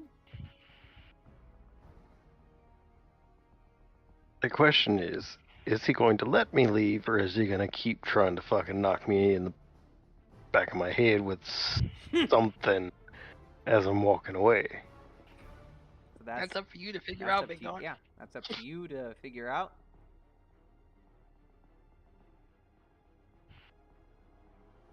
Okay, I'm going to draw my buckler. Not my weapon or anything, just my buckler.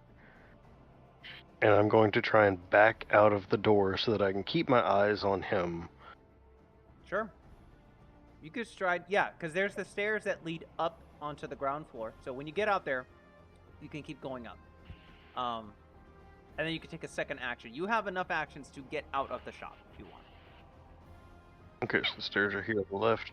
Yeah. I only made this map for a thing. So if you're going up there, I just need to know if you're wanting to stay on the first floor or if you want to leave the building. I want to leave the building. Okay. You pull out your buckler. Ben Vinder is just glaring at you as you're going out. You're faster than him though, and you leave. You run out. Or you back away. You watch him and you head out quickly, but not running. I'm not gonna paint you as like a sprinter here.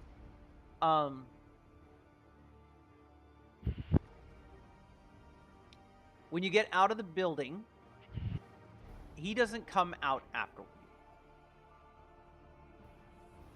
Do you go somewhere else? Or do you stay there? I'm going to head back to the tavern. Okay.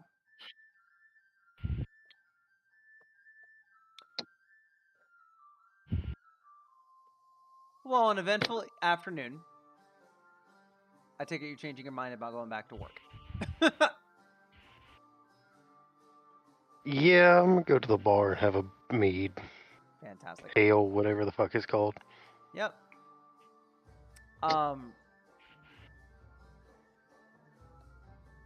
You enjoy your drink. Pedro, you get your healing. Remy and Rummy, I know Rummy's working on his formula. And Remy, you're doing... I'm with Amiko learning how to cook this boar in a delectable way. Fantastic. Taking frivolous notes that even he can't read. Actually, you know what? We'll be right back. This is something I thought about before. Fuck,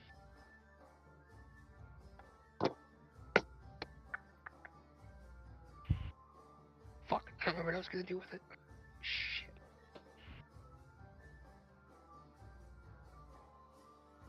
Never mind. He's just scribbling notes, and we'll figure it out later. Heads up, Nick, you're missing a lore skill. Go ahead and, when you get a chance, Am add I? Underworld. Yeah, Underworld lore. It's part of your criminal background. Oh, I didn't fucking notice that. Thank you. Cool. The evening comes along, and you guys You said it was Underworld. Underworld, right? The evening comes along, and you guys end up meeting back here for another evening for for free at the end. And the boar is ready and made, like a little ratatouille chef. Amiko has you help to get a few ingredients and stuff as she preps it and kind of guides her employees into making it. But it is extravagant. It is amazing.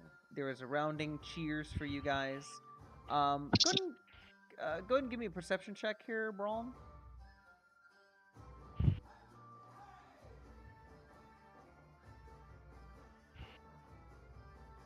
He said he'll be right back. Okay. Any one of you can notice this, so go ahead and give me a perception check. Okay.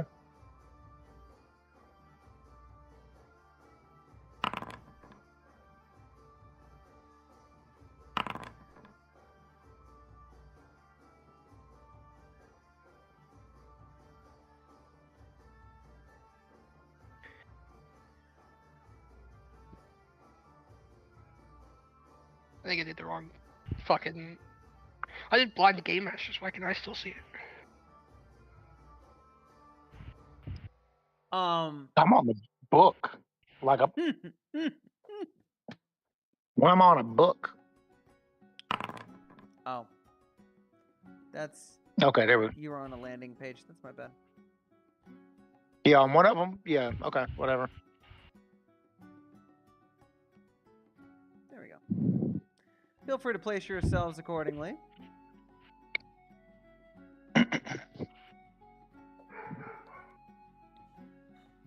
Let me disable my buff real quick. No. I'm about to say we should all be at the table, right? Up to you. I'm at the exact same table I was at before.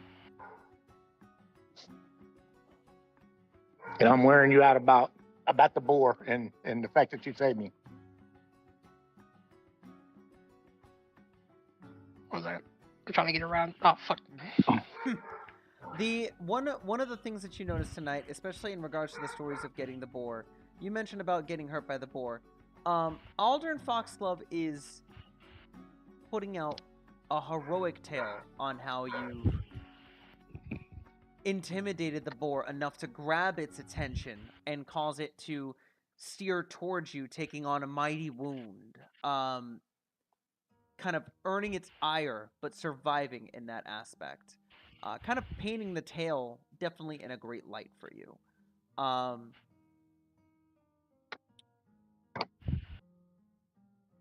Starting to wonder what this dude's angle is. Yeah. A lot of the and in different portions of the night too, you find that Aldern like kind of stops and pauses and like it asks you about yourself, Pedro. He asks about the others too, but it's more so about you. Where are you Okay. from? Where'd you learn your prowess with knives? Where'd you learn this? How did you learn to fight so well? So on and so forth. And he's getting the most strange answers that he could imagine. Like, where are you from? I am from Pedro. Pedro has just arrived. Pedro just came. Hey Tyler, can you move your character for in just 1 second? So I accidentally dropped myself underneath you. There we go. Thank you. Where'd you learn knife skills? Pedro has always learned the knife. The knife just comes to Pedro, and Pedro uses the knife just like the claws and the bite. Yeah, and he's reactive to these answers, right? He ends up talking about, wow, such a natural affinity with this. This is quite amazing. I'm amazed by your skill. Oh yes, Pedro is amazing. Yes, Pedro can be quite amazing and important. Yes. Oh, but Pedro is distracted now. Pedro will go talk to someone else and rub on some. Oh, but you are nice, so Pedro will rub on you a little bit more. He lets you go. He doesn't force you to stay. Remy and Rummy, you notice, just as odd as it is for the looks of approval to be from the townsfolk, almost as if waiting for that other shoe to drop, you catch occasionally that there is just a glare that is sent your way. Rummy, you catch that it's specifically pointed towards Braum most of the time, but that look of contempt still stays around your group occasionally.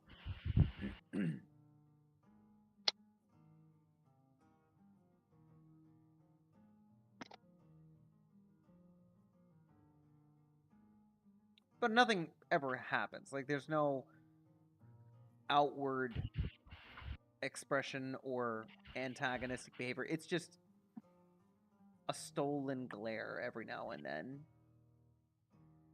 where the focal point is Braum, but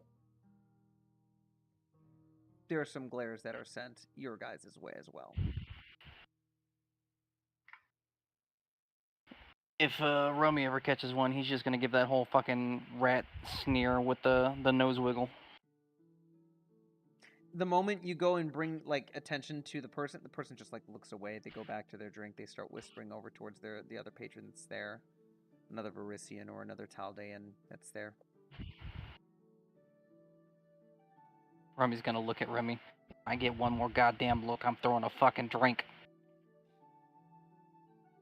If I beat you to it first. Who is it that gives the looks? Favorable deal, David. I don't fucking know who these people are. But next one is fucking getting it.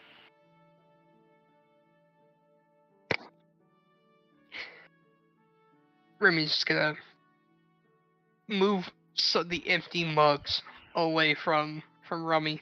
I am back. Sorry about that. You're good. Rummy's gonna smile and look down at all the vials in his bags. I can throw these instead. No.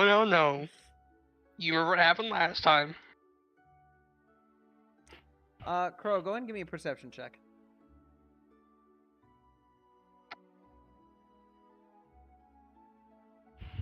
I remember what happened last time, but arson means I intended to burn it down, not accidentally burn it down. The only indication that something is off is the conversation that's happening in front of you at the table. So, Crow, just to give you, you guys are back at the Rusty Dragon. It's evening. The festivities and the boar was cooked. It's fucking delectable. It's amazing. Aldern is asking tons and tons of questions of your group, trying to get to know you guys, rousing up tales of how the boar hunt went. People are wanting to hear more about the goblin slaying. But one thing that catches your attention is Rummy's irritation. And in speaking with Remy, it appears that there are some side looks that your group is getting that Rummy is not liking.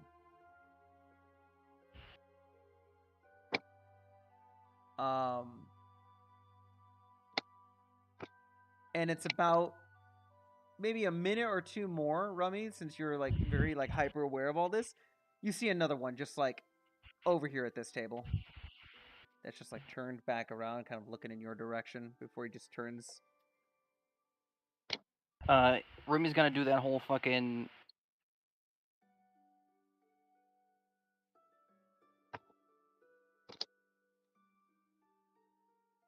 Did you just get muted? No. Okay. No, he's doing the whole fucking. Didn't you hear him? Yeah. He's gonna do that whole thing where like someone pops out of their chair. He's going to stand on his chair, throw his tiny body across the table for a fucking mug, scamper up to his feet, and just fucking full force chunk this mug at the back of that dude's head.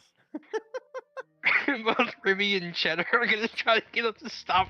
Like, no. Excellent. Just give me an initiative Pedro's check just- just to see how fast. Pedro's gonna jump up behind him, and he's gonna be like, "Yes, 30 bucks," and he's gonna grab one too. I can't roll initiative, but I'll roll your perception. It's the same bonus. Yeah. Go for it. Yeah, it's not the roll initiative as well. Because there's not a combat initiated. Yeah. That's fair. Oh, what? Okay. Why does that work? Okay. So, Remy, go ahead and give me an athletics check to grab hold of Rummy. And Rummy, the DC for this that he needs to beat is going to be your Fortitude DC. So it is going to be 10 plus whatever your Fortitude bonus is. Yeah, that's a no. Fucking, you scamper onto the table, grab hold of a mug. You see Remy go, "No, Remy, stop!" And fucking, I'm like mid-drink. No! you take it. You chuck the fucking mug. Go ahead and give me. Oh man. I'm just imagining Ricky. No! God, where's the button? I can't. Proficiencies. Here we are. Attacks. We're gonna do simple weapons. Nope, that's not nothing I can do. God damn it. Go ahead and roll a 20-sided die and add 5.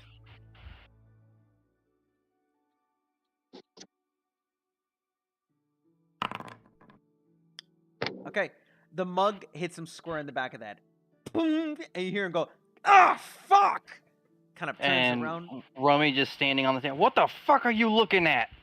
"I'm looking at you, you fucking rat-nosed bitch!" And that goddamn Minotaur there. Hey, you got a fucking problem with the goddamn cow? Go fuck yourself. a second guy stands up, kind of points towards the Minotaur. Yeah, they fucked with Vinder. You don't fuck with Vinder. He's one of the fucking main huts of the town. What's up, Dan? I said, Pedro throws his mug. I said when Rummy jumped up on the table and threw a mug, I jumped up. I was like, yes, throw it. And now that they called him a rat face, I throw my mug. Okay.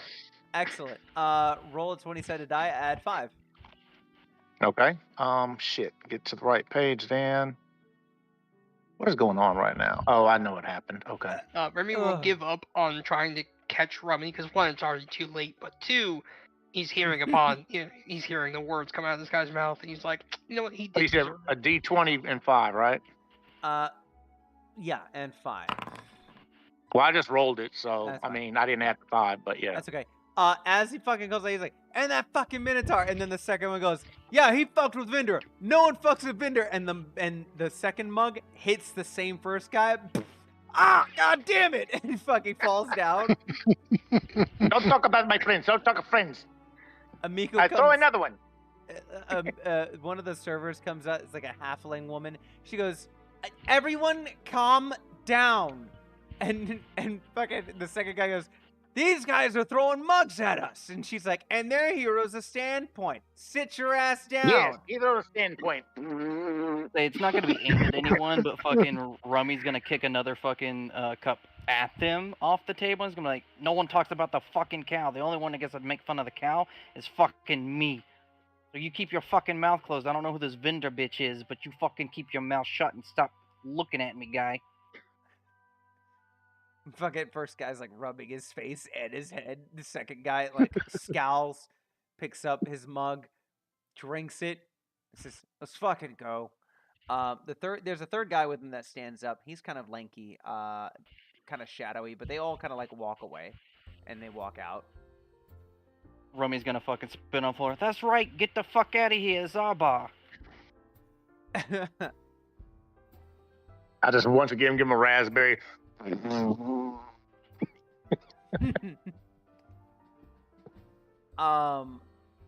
halfling woman walks up to you guys and puts another ale down and puts another set of ales down, and she says, "You may be heroes, but you shouldn't be stirring up trouble like you are." Hey, lady, I don't like being stared at. Well, neither do I. And I mean, I'm half your size. I'm something to stare at as well. But throwing mugs isn't the right way to go about it. Yeah, well, Mom never was able to get the table manners across to me. Maybe I can help with that. And she winks. She kind of leans in and she goes, "You guys do know why they were pissed, right?" I got no fucking clue. All I know is they was fucking staring at me.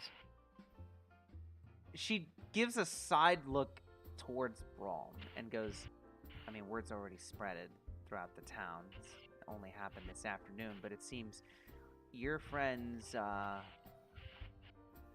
escapades? I mean, he's big and brawly. My type of guy." And she does like a side wink, but she's like, "But his escapades with Shopkeep's daughter wasn't well received by her father, and now rumors spreading." And What are escapades? What is this word? Before anything else can be said, I slam my mug to the table, shaking the whole thing. She jumps. And I look her dead in the face and said, "I was trying to leave." Believe you me, look, rumors go around this town faster than you can think. I don't care, honey, what you do with what parts you have, okay? Whatever they may be. And she kind of looks you up and down. She says, "That being said, misunderstanding or not, people love Vinder and his family. he's looked to very well, and he's one of the members that have been here the longest. If you get on his bad side, some people might not be as willing to talk to you. Might be worthwhile to find some way to bury the hatchet. You would want us to kill him? No, no, no, no, not kill him. Just water under the bridge. You ever heard of that, Mr. Catman? No, I don't like water. Forgiveness. Do you know what that is? Oh, yes, of course. Yes. Finding some way to talk things out and forgive and forget. Vender's a hothead. What are the escapades that you did with his daughter? I didn't think you were.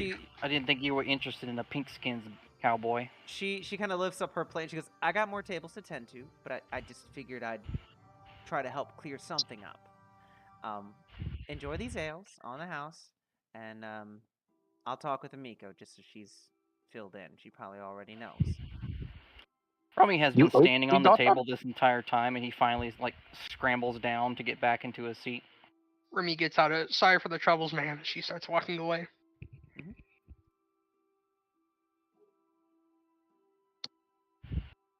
By the way, Nick, I love how we have reversed roles in the different games. You're the fucking troublemaker in the one, I'm the troublemaker in this one.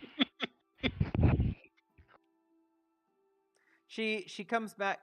Cheddar's like a big ass squirrel type thing, right? Chipmunk. Chipmunk, I'm pretty sure it was. Yeah, it's a very specific. It's a Chetamog, but it's like she comes back out with like a huge wheel of cheese. That is like most of her size, by the way. She rolls it out and she rolls it towards Chetamog, to Cheddar, and she says, "I have no idea what he eats, but this thing is gonna go out in the trash tonight. Figured I'd offer up to the little, well, big guy." She kind of looks up at Cheddar. Oh, he'd love that. Yeah, she leaves it for Cheddar, and Cheddar just starts munching. She pets him and then walks off. You know, he's very friendly, and he lets people ride him. She laughs nervously, and she goes, "Maybe one day. I got some more tables to wait." And you have escapades to do. Oh, shut up, you. She has she starts to speak, has those pursed lips and then she I don't know if that came through. Hold on. Yeah, but she's like and then walks off. Yeah, and then when Remy's going, "Oh, shut up, you," he reaches for one of the empty mugs that he pulled from Remy and half cocks it. What? Why? What did I say wrong?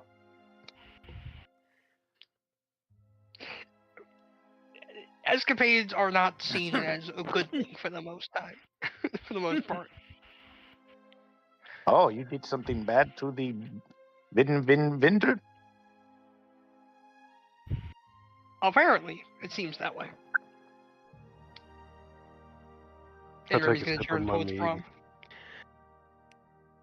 I take a sip of my ale. Did you put your horns in like the thing did to me, like the boar?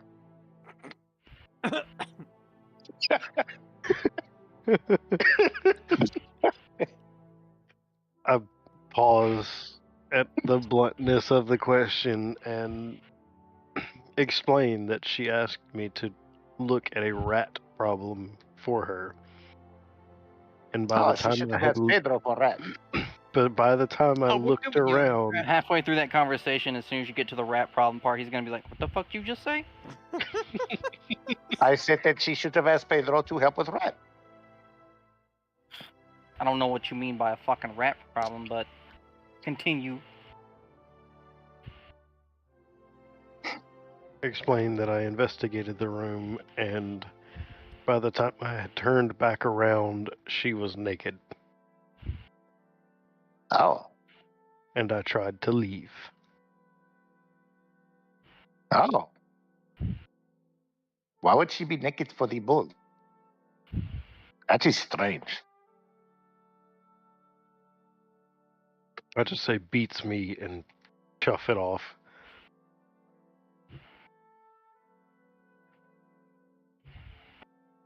See, what he's not talking about is the 13-inch monster he got.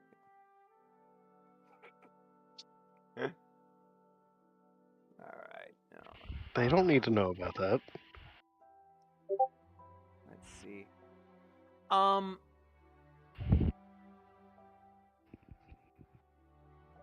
Yeah, in a rare display of explanation in actual words from Braum. Yeah, that's yeah. At a certain point of the night, Aldern approaches you guys one last time, and he says, "Well, tomorrow is where I go off and head back to Magnamar to handle everyday life and normal deeds in my family. Thank you again for saving me, and for providing me with such a highlight of my autumn.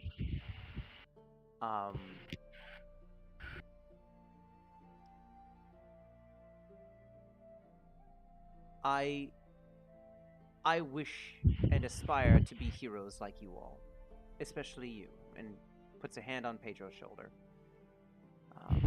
Pedro kind of arches his back up and kind of rubs his back up his hand.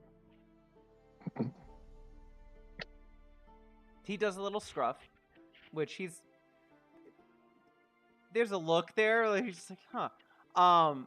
But he's Y'all do hear a new sound out of Pedro. Y'all hear this damn deep ass purr. He says, "Farewell, heroes of Sandpoint, and I do hope to see you again." Likewise. Mr. Richie Man. He takes his leave to his room to rest. There is some more festivities, and it seems like this night can go on forever with how loud and celebratory it is. There are still looks every now and then, but with the clear display of "I will throw a fucking mug at you," there's not as many. Instead, the doors slam open, and what you guys see next is a Tian man, an Asian man, really, just to put context into here. Who? How did I fucking describe him? He looks a lot like Jackie Chan. No. Idris Elba. No. He's Asian. Uncle from Secret Jackie Chan. Asian man. Bruce Lee. Now I'm trying to find it. Long Duck Dong. Do you recall the character Shifu from Mulan, the fucking aristocrat man that's with Yeah. Oh yes. that's with A mousy face guy. Yeah. that's with Captain Li Shang. Yeah, the mousy fucking dude there. Yeah, Stereotypical mustache. stereotypical fucking pencil mustache, like very like slim goatee going down to like point shin beard. That walks in, and he is speaking in a language that none of you know.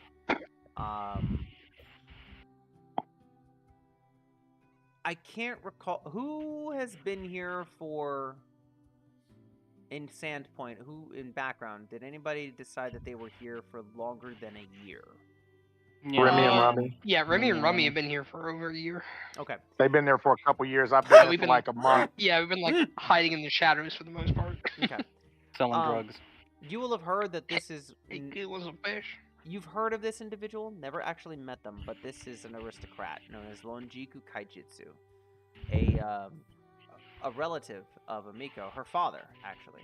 But it's an elderly Tian man, and is, out of all the nobles, one of the most well-known one. He enters in the Rusty Dragon, barking out in this language. The other patrons in the bar, you guys quickly notice, they recognize him, pause, and become very interested in their meals and drinks, and they're very quiet. He seems to be going around, looking around. He steps over here, looks beyond the bar, sees the halfling, glares, goes around over here, and he's calling out. Do you guys do anything, or is he just watching at this point? Pedro does. Okay, what do you? I mean, what do you say? Rummy's gonna look up, but that's it. I mean, I approach. I'm like, "Why? Who are you, Mr. Rudeman? You are very rude and yet and loud. Who are you? You are very loud. I am Pedro, but who are you?" He pauses the moment that you catch his attention, looks at you, and there's just a glare, a scowl that comes from him. He approaches you guys, and he says, "Ah, yes, just what we need. More rabble rousers to make us all be in danger. You should have left it to the trained professionals. You and your antics, ill-advised." Well, Ken Young, you need to stop now. Okay. Damn. We getting racist tonight. That's how he sounded. He sounded just like Ken Young Mhm.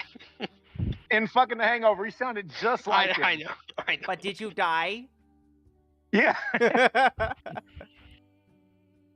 I'm just like, you are the rabble rouser. God damn it.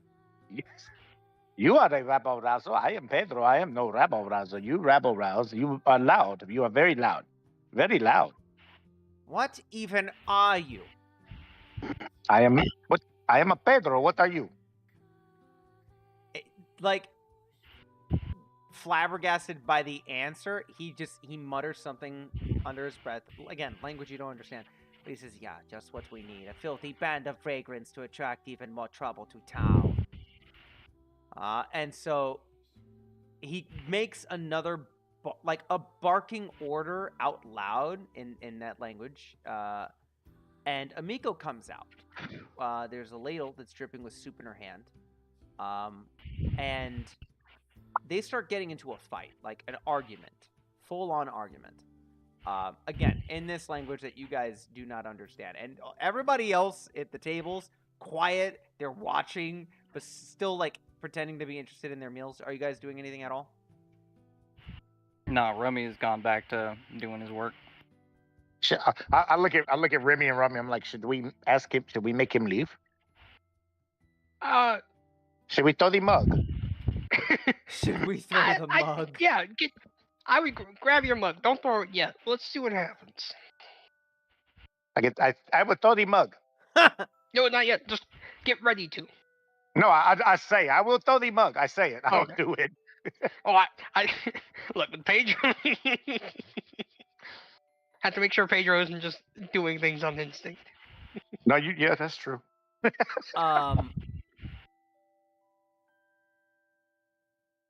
From the argument and how loud it is, they do not seem to pay attention to you.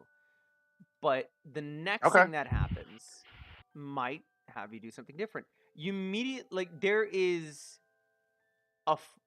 he says something, she says something back, he says something. There is a shock from her, and then she says something back to him. He grabs her by the hair as if trying to pull her from the tavern. I throw the mug. Remy will full force throw the mug like he's Yeah, Pedro he's throws the trying to mug. fucking deal damage. Like he's trying to hurt this fucker. Sure. Go ahead and roll 20-sided die. Add 5. I think for both of you, you guys have pretty high dexterity. There's no proficiencies I mean, in mugs. Okay. So I think it's okay. There's Dan and Nick. Is that 1d20 plus 5? It's dexterity. So do 4. So mine would only be a 9. Yeah. Yeah. Pedro, yours misses. Oh, And- 8. If you said it's Yeah. dex, it's only an 8. Yeah, yours misses, but like some of the ale like kind of pours over him and her. Remy's mug, would you say it's filled or not? Yes. Half filled. You toss it, leaving it upright just like enough so that it doesn't really drop much until it strikes him right in the fucking head and pours some of the ale onto him. With that, she dodges and then kind of in coordination brains him with the ladle. And you see fish stock and potatoes all over his hair and outfit. He looks shocked. And red to the cheeks, embarrassed, he looks around, looks at her, says one more thing. This time Remy grabs another mug while he's talking. This time in common, he says, "You're as dead to me as your mother." And he stalks out to the doors of the tavern.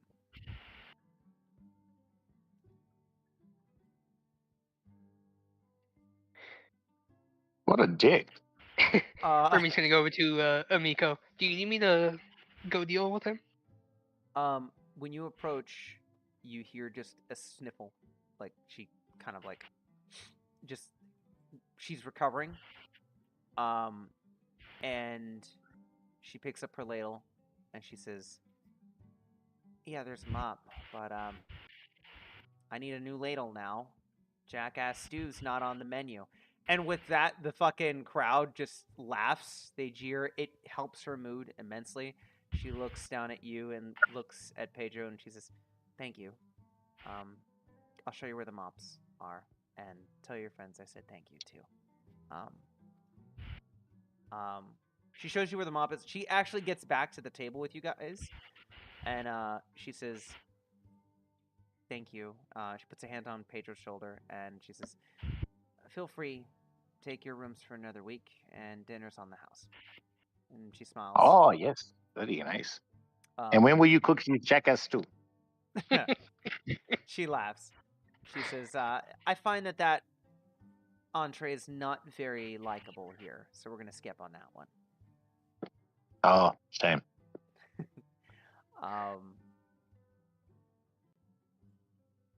And with just as quickly as this happened, things go back to normal.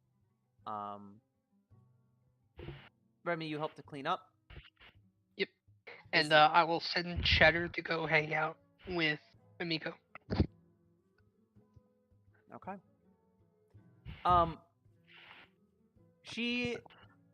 Cheddar goes in there. She kind of like pets and kind of ushers Cheddar along just on the outside of the door and kind of calls you over, Remy. And she says, "I'm sure you're Chattamog here. It's just being friendly, but I'm trying not to have any hair or anything else inside the kitchen. That doesn't need to be. So, thank you." Ah, right. My bad. I'm just so used to it at this point. I forgot. She says, "No, I appreciate it." And she goes back into the kitchen. I'll have Cheddar just kind of hang out by the entry to the kitchen, but like out of the way, and on this side. Yep. He curls up, kind of. Yeah, it kind of like curls up in the corner and just hangs out. Yeah, the tables count as walls for some reason. Yeah. Excellent. The rest of the night is yours. Is there anything else you guys wish to do, talk about, or do you wish to turn in for the night? No, Remy's just gonna keep working on his shit until he finally starts to get sleepy, and then he's gonna pretty much gather all the leftover food on the table if there's any there, and he's gonna carry it up to his room, regardless if anyone was sitting in front of it or not. Oh, you can take this back, and Remy's gonna hand the vial back to him. Oh yeah, I'll prep that in the morning.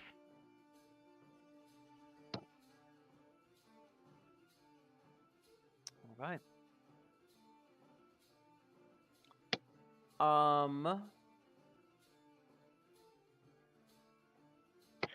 Remy will hang out downstairs until everything gets like kind of quiet and Amiko's done cooking, and then he'll go off to sleep. I'm gonna skip this one.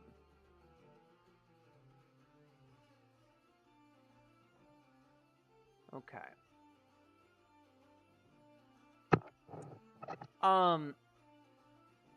The evening is peaceful. So the next day comes forth. And if you thought you guys would be getting rest, think again. God says otherwise. There is a knock on your guys' door. And when answered, if anything, it's called out that it is the guard of Sandpoint. They make it very clear that the sheriff wishes to see you guys.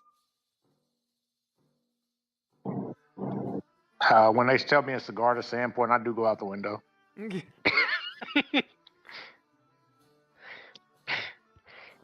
Remy will just, what now? Have the sound of knocking, and then you're like, alright, Tom will be there soon-ish, hopefully. Okay. You're told to meet with the sheriff at the town hall. So whatever, feel free to go ahead and mark that you guys rested on your sheets. And if there's any other preparation you guys wish to make before going to the town hall, let me know now or forever hold your peace. Like full rest for the night, I mean. Yep. Did the guards find me? I mean, I'll probably do out in here till morning. say again? I'll probably just do out in here till the morning. Like Like. Yeah. I mean, there's no like patrol or anything. Okay. Yeah, it's just a knock on your door. Yeah, and I ran in here, and yeah, okay. When they tell me that, I look this guard up and down and tell him that if the sheriff wants to meet, he can come to me. The guard says, well, it's something of importance, I guess, in work that you guys have done together, is what he says. A scout's come in with some more information about goblins, so he's asking to meet together with the mayor and him. You'll have to forgive my bluntness, but after the day I've had, I have distrust of people leading me places. The guard is confused, but he goes, okay. I'll be right back. I'll let him know. And he'll slowly walk towards the next door.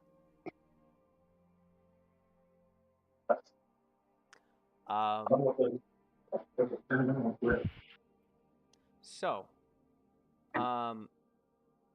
Remy, I know you were getting up and saying that you would get up and meet. Are you getting Rummy up as well? Yeah. Are you going to gather any of your party mates, or are you just going to go? He's gonna knock on Pedro's door, and if he doesn't get a response, he's just gonna keep going. Because while he's getting up, he's probably heard Brahms' interaction. Like, I'll just leave him. He doesn't want to go anywhere. Mm-hmm. Well, it's up to Dan. Dan, would you say that Pedro is hiding away in the room and here's a knock on the door from Remy? I did say Pedro went out the window. Pedro went down the street and found a place to hide under a building somewhere and wait to see if any guards were looking for him, and he fell asleep. Fantastic. All right, well, Remy and Rummy. I will say that if Remy or Rummy ask, I will go. Well, you're gonna get a knock on the door regardless, because the rat's gonna fucking be like, "Hey, here's your fucking daily dose," and hand you your potion.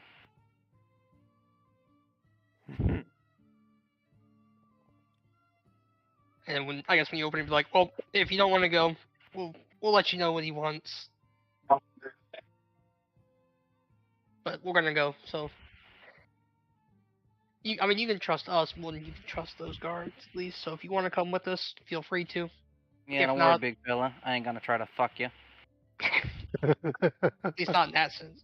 You want some fish? Oh, yeah, you into that kind of thing, big guy? I can get you drugs. I got drugs for days. Got drugs for days. For days, brother. For days. With them saying that, I do grab my Compassion Buckler, put him on my back, and start getting around to leave. Your what? So what, motherfucker? Dan, I will say, give me a perception check. This is an imprecise. Hold on, I'm rolling first to see. For the that. Okay, I was about to roll to see how if I woke up early or not. Well, yeah. Perception. Yeah, I was just gonna. It's gonna be based on your imprecise sense of scent. If you smell your friends pass by, and I'll say, yeah, sure. You catch the familiar scent of your friends, particularly the two rat folks. Okay. Or I don't know why you had to specify them, but hey. wait, hold on, wait, no, it's one You know rat why? folk and your Tanuki, right, Nick?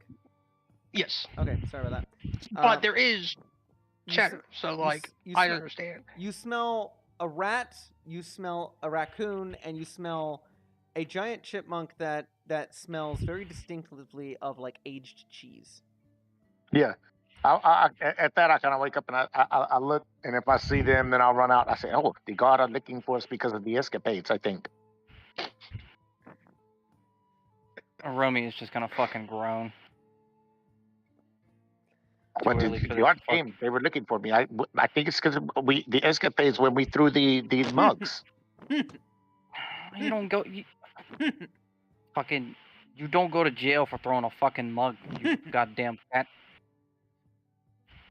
Well, I mean, we hit that man in his head Okay, but did multiple you kill times. him? No.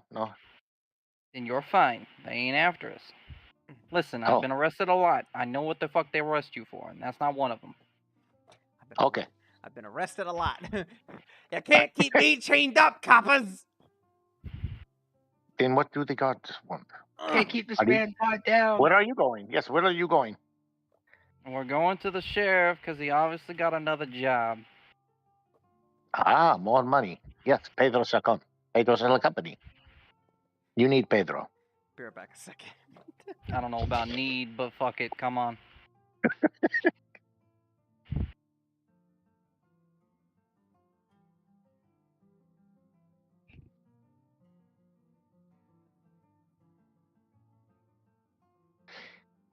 Yeah, Tyler. And while you're definitely the chaos gremlin in this one, and I'm not as bad, Remy's still, a chaos goblin.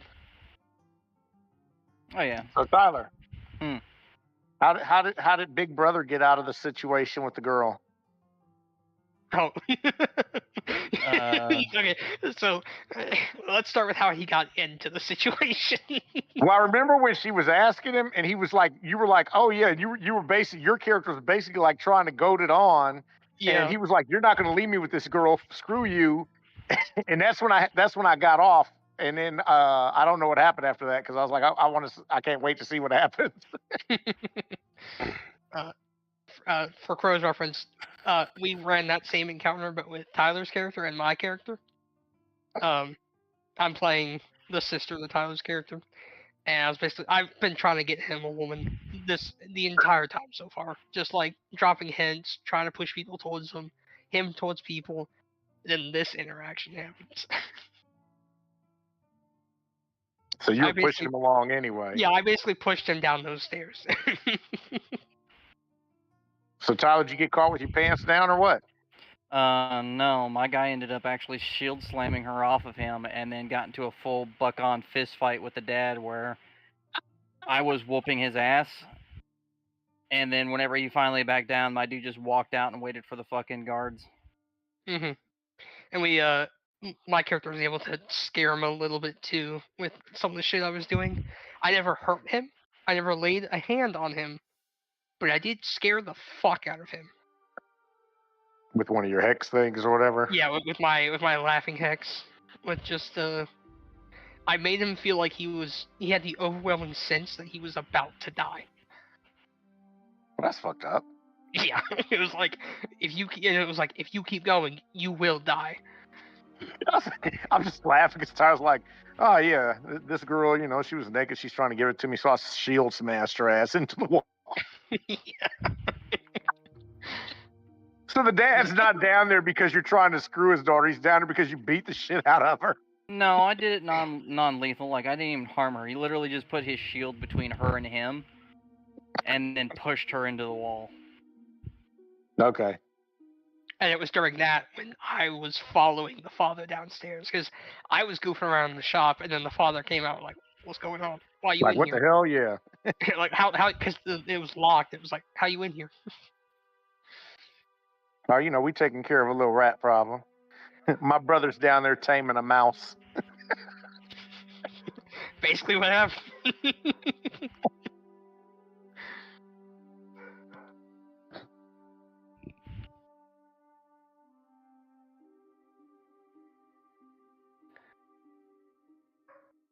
Not to mention Tyler was pissed the whole time because of the fucking accent Cody was doing. Yeah, I Remember hate hearing fucking something Southern about that? Belle How you accents. hate the Southern bells or whatever. Like, there's some that are okay to me, but the one that he was doing and the one he did tonight just, like, actually pissed me off. I was like,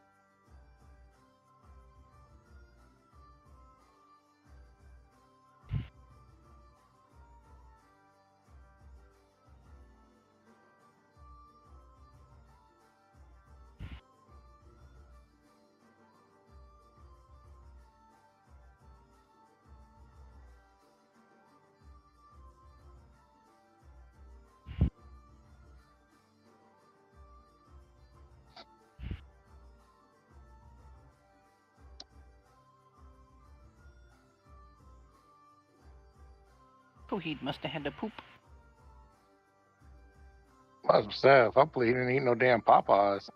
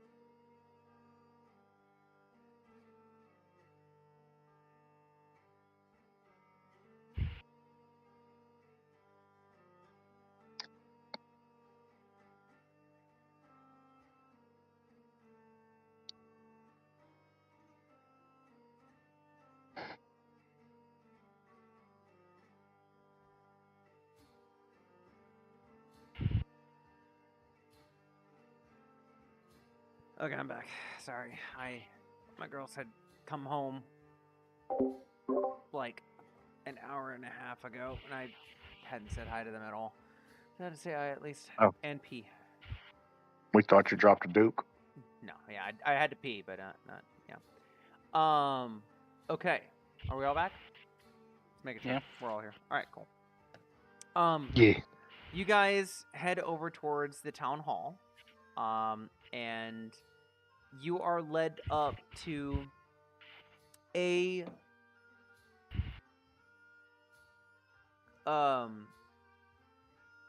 comfortable like second floor office.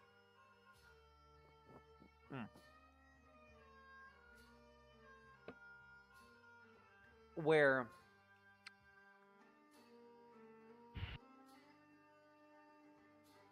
you see Sheriff Hemlock,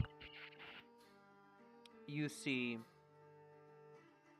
the mayor, who you've only ever seen at the Swallowtail Festival, but you see her now in front of you, and you see a blonde-haired, blue-eyed elf that is currently in front of you, wearing a well-decorated or patterned set of studded leather. There is a very well-made longbow that's across her back. And the sheriff speaks up and he goes, thanks for coming on such short notice. I thought I'd have to go and get you, one of my guards said. He kind of looks across you guys, but he goes, I got somebody I want you to meet. But first, if you haven't met our mayor yet, this is Kendra Deverin. Kendra, this is Sandpoint's heroes, or Sandpoint's newest crop of goblin slayers. And the mayor nods and gives a curt bow, and she puts out a hand to each of you and shakes it and says, thank you so much for all of the help that you provided Sandpoint during the raid. I'm sure we would have suffered many more casualties if not for you.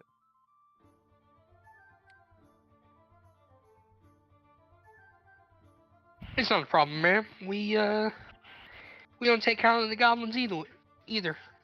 They kind of chipped us on a deal we had one time in the past, and now we hate them. She says, a deal. Pedro enjoys being hero. Pedro will kill goblins for you as long as Pedro is hero. She nods and smiles. And she says, a job. What is it that you do? I hunt down and track people, and help people find people, and we also provide some medicinal aid. Nothing crazy, just minor potion stuff out the sick. You're just getting a glare from fucking Rummy. Yeah, Remy has realized he fucked up here. He's trying to fix it.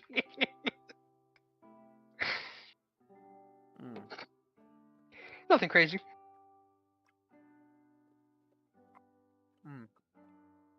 And we Yes, we had a nice deal with them. Not these ones. Somewhere far away. Remy, And they. Oh, go on. I was gonna say, yeah, we had a nice deal with another pack of goblins somewhere else, and they ruined it. So we kind of ruined them.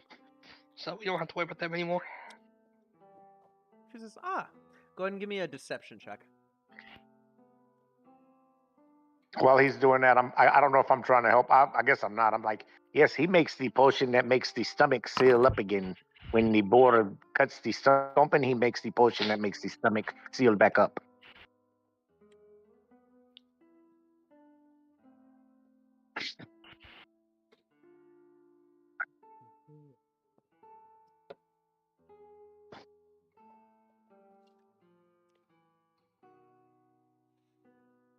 She her eyes scrunch just a little bit, and she goes, "Very interesting line of work." I'm a tracker. That's what I do.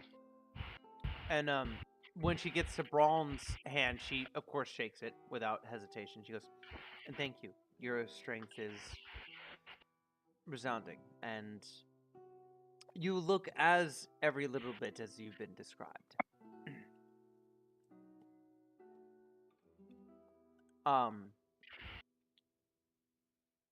Any response, Crow? I just shake her hand back. So, with that, the sheriff goes, "Right. So this here," and he points over towards the elven woman. He says, "This here is an unofficial member of Sandpoint's town guard." She smirks at that, you notice. And he says, "And this is Shalelu and Osana." She says, "Shalelu is fine." He says, "Right. She's been a thorn in the side of the local goblin tribes for years, and that there's very few in the region that know more about them than she does. She brought in a report. Normally she only comes in once or twice a season. She was here last month. And apparently Sandpoint's not the only place in the region that's had goblin troubles. In short, there's been an increase in goblin-related raids all along the Lost Coast. Specifically around in the Dale between Nettlewood and Mosswood. She says about a day ago, a farm south of the Mosswood was burnt to the ground by a group of goblins. She was nearby, and although the farm couldn't be saved, she did rescue the family and drive the rest of the goblins off. But this problem is obviously not going away." Shalelu picks up where he left off and says, "Valor's told me of your work against the goblins. Well done. I've dedicated the last several years of my life to keeping them from causing too much trouble around these parts. But they're tenacious and fecund little runts, like weeds that bite. There are 5 major goblin tribes in the region, and traditionally, they're pretty good at keeping each other in line with intertribal squabbles and the like. Yet, from what I've been able to piece together, members of all 5 tribes were involved in the raid on Sandpoint. A fair number of the Mosswood goblins I dealt with yesterday were already pretty beat up, and there was a lot of chatter about the Longshanks who killed so many of them. Now that I've met you, it seems obvious from their descriptions who they're talking about. It seems like you've made an impression. In any event, the fact that the 5 tribes are working together disturbs me. Goblin tribes don't get along unless they've got something big planned, and big plans require big bosses. I'm afraid someone's moved in on the goblins and organized them, and judging by these recent raids, what they're organizing seems like bad news for all of us." The sheriff says, Jesus Christ, Dan. Feel free. Go ahead and say what you're doing. And Joe just rocks back and starts licking his tail. He just rocks back. He's just licking on his tail, and he's not paying attention. That's all. The sheriff says, yeah, at this point, while listening to the story very intently, you see Remy just reach in the bag and grab some cheese that didn't get finished by Cheddar the other night. she kind of looks at the rest of you. She goes, I do have to say, this is the oddest group of individuals that I've ever seen. All men. I don't know if I should take that as a compliment or what, but I'm gonna take it as a compliment. She smirks. The sheriff does end up saying, yeah, they've definitely had some colorful depictions going on the past few days. Look, I'm going to be taking a few of my guards south to Magnamar to see about securing some additional soldiers to station at Sandpoint for a few weeks, at least until this goblin threat can be determined. While I'm out of town, I've asked Shalelu to sniff around Shankswood, Brine Stump, Mosswood, Devil's Platter, and other places where goblins live to see if she can discover anything else about what's going on. What I'd like for you guys to do is maintain a public presence in Sandpoint over the next few days, if you don't mind. Most of the locals seem to have taken to you, and seeing you around town will do a lot for keeping warriors down over the next few days. I guess that would make you guys unofficial members of the Sound Point's Town Guard.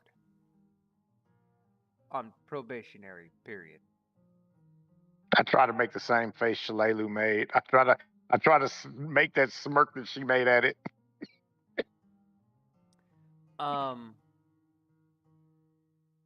He goes, any questions of what I'm asking you guys? Do we get badges? No. Dang it. Alright.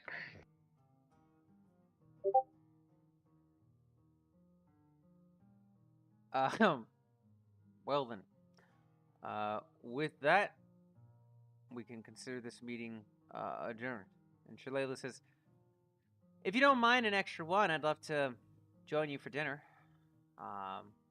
You staying at the Rusty Dragon, or is it the Pilgrim's Pen, or? Oh, us. Oh, yeah, we're over at the Dragon. Awesome. I'd love to hear more about you guys and about the Sandpoint raid. In return, I may have a fair amount of goblin lore that I can give to you guys. Do you Sounds like lovely. to throw the mugs? Say again? I said, do you like to throw the mugs? We throw mugs. I'd like to drink from mugs. Not so much on the throwing. Oh, people give dirty looks or come in and be very loud, so we throw mugs. Sounds like the Rusty Dragon hasn't changed. Yes, lots of fun. She nods. She says, Devrin, Hemlock, always good to see you guys. And they bid you all farewell. The day is yours. She won't come out until she has some preparations and stuff to do. So unless you guys really want to hang out with her, she'll meet you guys back at the Rusty Dragon in the evening. But is there anything you wish to do at this time? I think Remy's gonna go back to. He's gonna start working on walking around town and stuff like that. But he's also trying to keep pedaling. Pedaling. Oh. Okay. Yep. Okay. And I take it Rummy is kind of changed. along with that.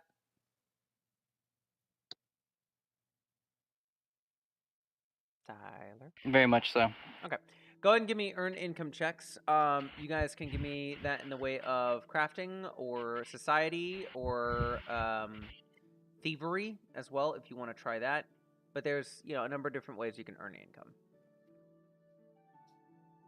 I'll do thievery. Oh, Probably, I mean, they're both the same, but I feel like thievery is still trying to like, peddle that good shit on the side. While being like, yeah, sense of authority. You guys want like meth? Oh my god. Let me see. Hold on. I'm gonna double You guys check. doing okay today? Can I make it better? You guys want some fish? Yeah, give me a second. I don't think.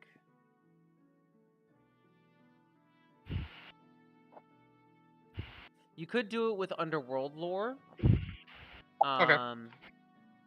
Yeah, there's very specific skills that allow you to earn income, and stealth is Gotcha. not one of them. I mean, we can just do the thievery side then if you want to.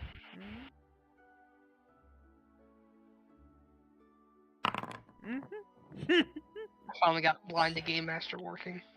I don't know why it wasn't. Oh yeah. Okay. That is definitely a success. Easily enough, you get 2 silver for the day.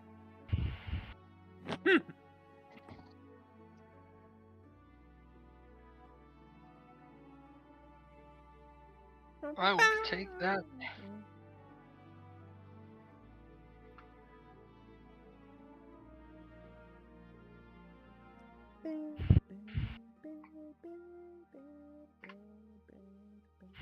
Oh, also, if Remy comes across any like scrap in the alleys or something like that, he's gonna kind of like makeshift a badge that obviously looks nothing like anything the sheriff would actually wear or any of the guards, but just just something shiny to sit on his chest. Okay, easily enough.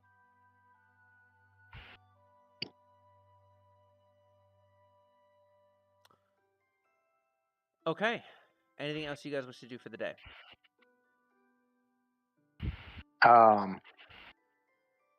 Pedro's gonna go around town like normal, but he's also gonna ask Remy and Rummy about the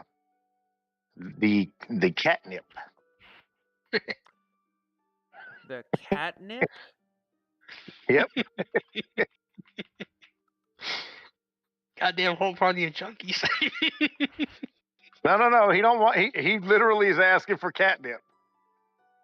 Goddamn whole party of junkies.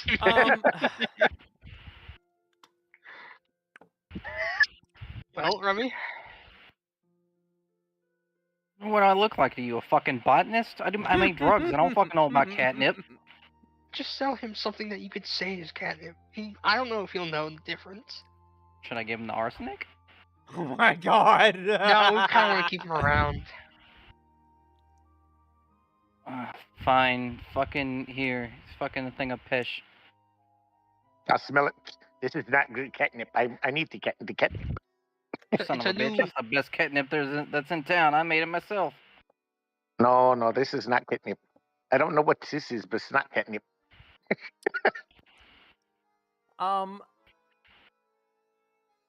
You You're looking around. Okay, so you're not asking, you're looking around. Give me a perception check, Dan. Okay.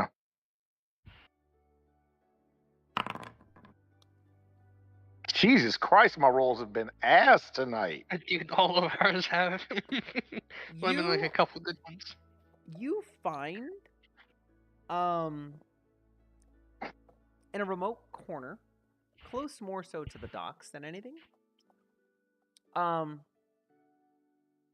a small like hut shop that hugs and is like that is hugged between 2 buildings. There is no alleyway.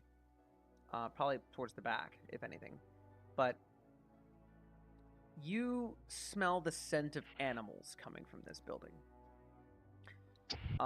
Entering inside, you see not a wide selection, but you see a numbered selection of birds. You see a ferret. You see a couple of cats in kennels. I see a dog and 2 dogs, each in their own kennel.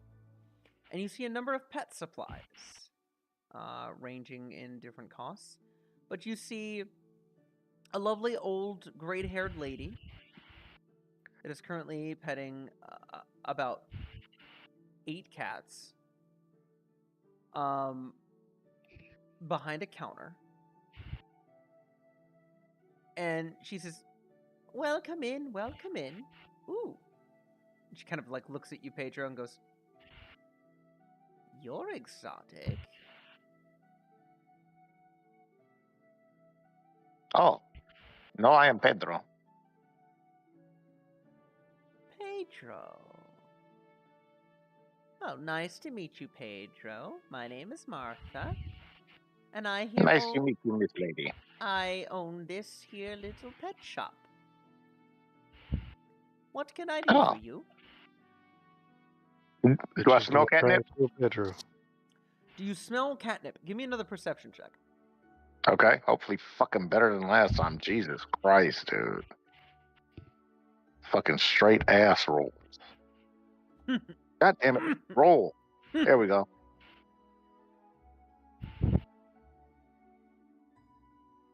Come on, man. There we go. Fuck. 20. Amidst all the smells, it's pretty hard, but you do catch closer towards the counter. There seems to be a number of jars that kind of look like spice jars that have been repurposed. And there is a grainy little leaflets that have been shredded into different pieces and partitions that smell like catnip. Do you sell the catnip? You wish to buy the She catnip? sees my eyes getting bigger. Oh yes, it's the catnip. It's the yes, the catnip. Oh yes, I think I can let that go. Each jar is about a copper. Oh yes. I will buy the catnip. Do you wish to rub the Pedro and pet the Pedro? She give me a she no diplomacy check needed. She's like, you want me to pet you? Oh, if you wish to, yes, you can pet the Pedro. I don't normally have patrons come in and just offer me to pet them. Oh, I saw you pet the cats. I figured you would pet the Pedro too. If you'll allow me to, I'd be more than happy to pet you. Do you prefer ear Oh, of course. scritches or belly scritches? Oh, ears, back, belly, all of it. Especially when you catnip. Oh, catnip. Oh, yes. Here, copper. She takes the copper and she says, oh, very well. One of the cats is just like eyeing you constantly, and she just goes and she starts scratching you in the ear. She goes underneath the chin, and kind of along the neck, and then someone else walks in. Okay. And she like pauses and looks and goes, thank you for your patronage to you. And then just eyes the other customer. Hi, welcome in. How can I help you? Oh, yes, thank you. I leave unless I recognize the person. No, it's just another patron. Yeah, I leave. I had my catnip. Excellent. You have 1 jar of catnip. Feel free to add that. Okay. Excellent. Anything else that anyone would like to do for the day?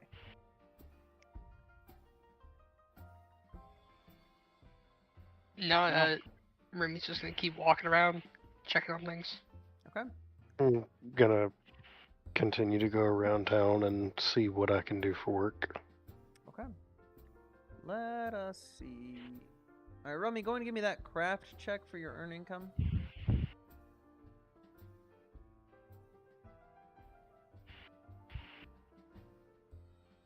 And it appears that there's some work that is needed with when it comes to like architecture and like lining some things up. So, Braun, go and give me an architecture lore check. Architecture lore? Yes.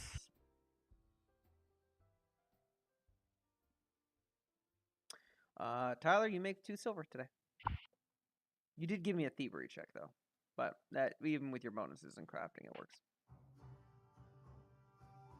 How the hell do I do architecture lore? If you go to your proficiencies, underneath the core skills, you'll see lore skills, and there's a die icon next to that.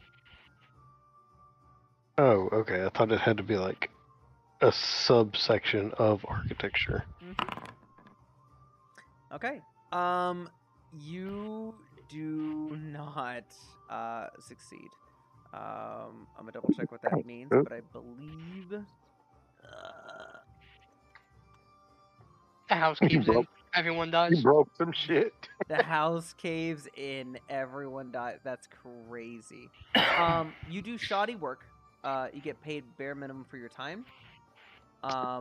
So with that, you still make 2 copper, but not a good enough amount for the day.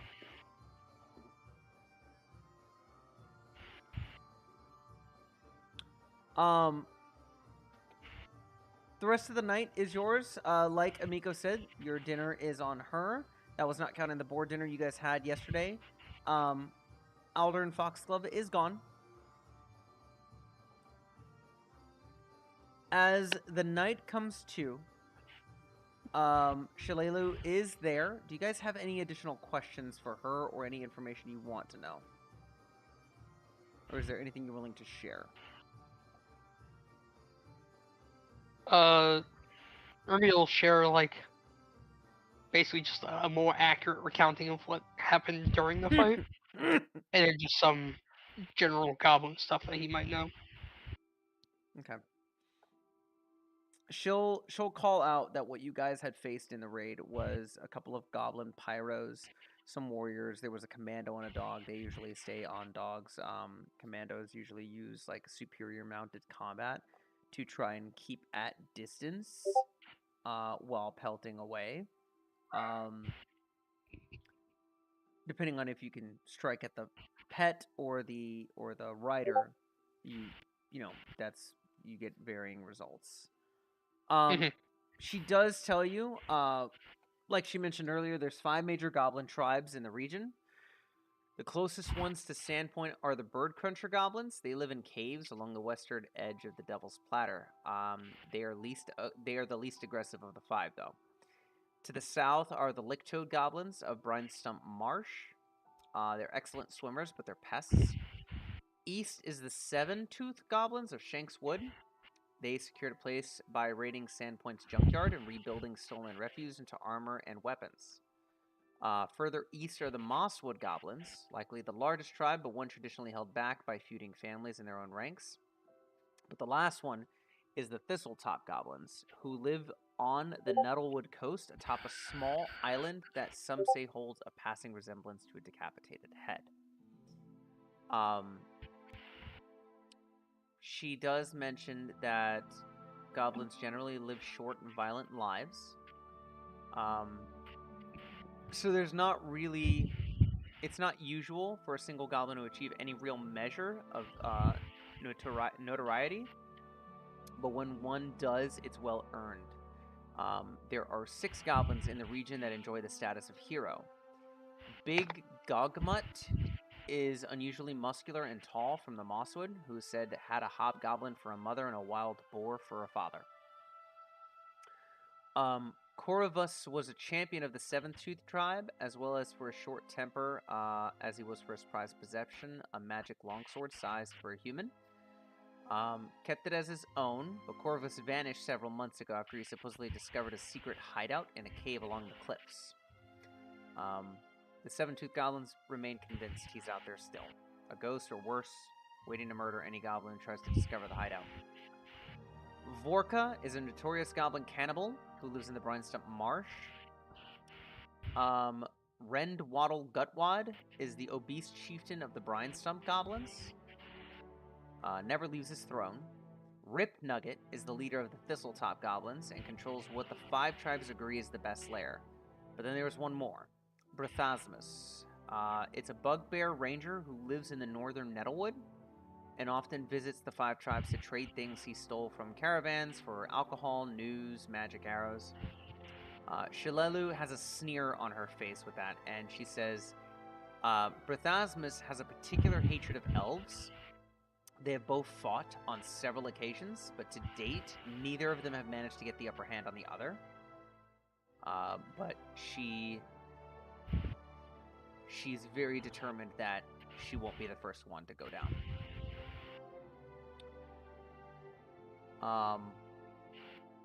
Unless you guys have any other questions for her in particular.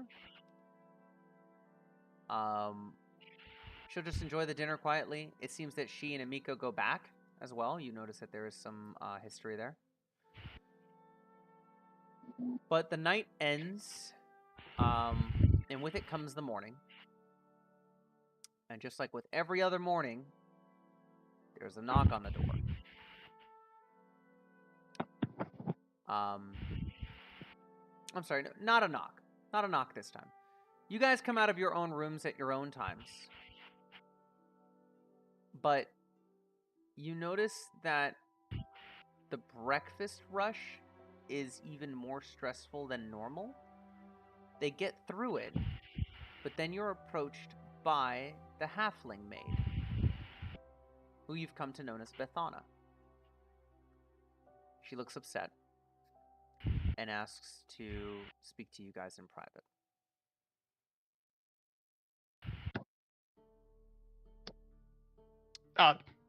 Remy will follow.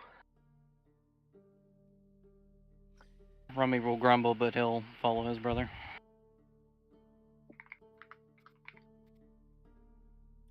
Braun, Pedro. Pedro goes along. I'll follow as well. Bethana kind of takes you guys into just a secluded hallway, and she says, I'll keep this short, sweet, and simple. And I know that you guys have had varying experiences in the town, but I imagine out of everybody you might care about here, Amiko might be one of them, considering how much she's given you guys, and food, and a place to stay. So I'm pleading with you guys to help.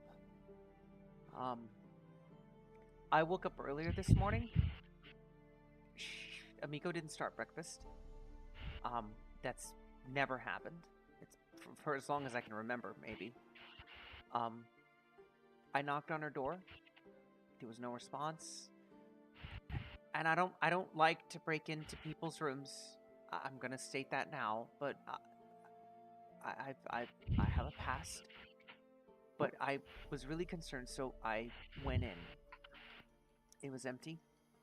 It was unslept in. But I found this. And she hands to whoever's going to take it a piece of paper. Remy will grab it, and he'll look at it. It is but not read it. Yeah. I mean, on first glance, it's in a language you don't understand. She then adds in, I went ahead and translated it on the back. Remy will turn around, look at it, not read it, but look at it. Look at how many words there are. This one's for you, and hands it to Remy. Yeah. Yeah, fucking too lazy bastard. Rummy will give it a once over. Okay.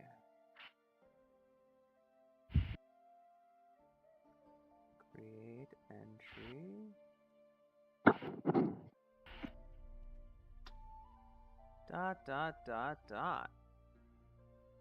Dot dot dot dot dot dot dot dot dot. Here we go. Fantastic. I'm just gonna make this available to Tyler. There you go. Do you see in the journal? You see a note?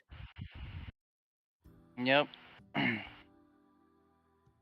I'm just gonna read this, and this is gonna be Rummy fucking shorthanded. I hope this oughta find you well and with some free time on your hands because we got something of a problem.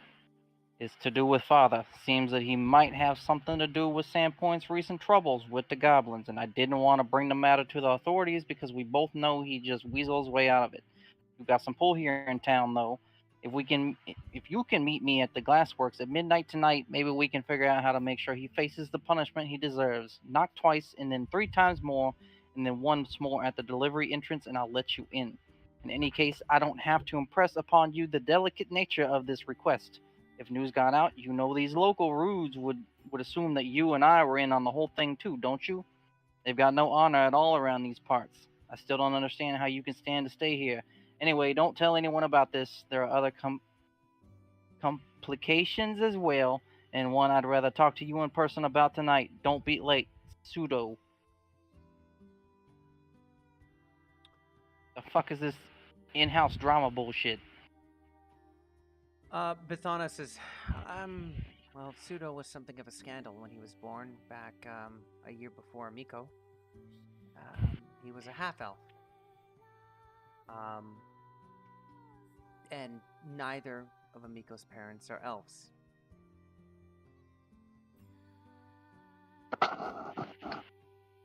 Yeah, and fucking Remy over here ain't exactly a fucking rat. Well, yeah. He just kind of holds up his hand like, hey. Well, you know, I got mentioned.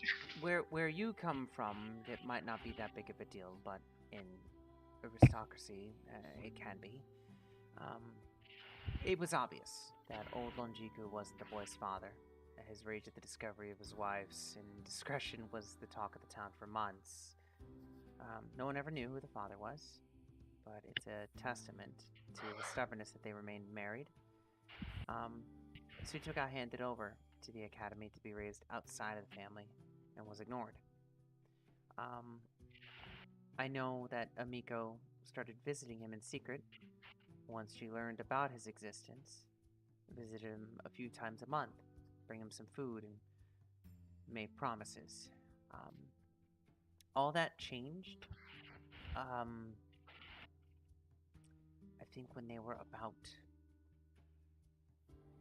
17, 18, maybe. They had a terrible argument. Pseudo hit her. I don't know what it was about. Whatever it was, it sent her away from Sandpoint for a year.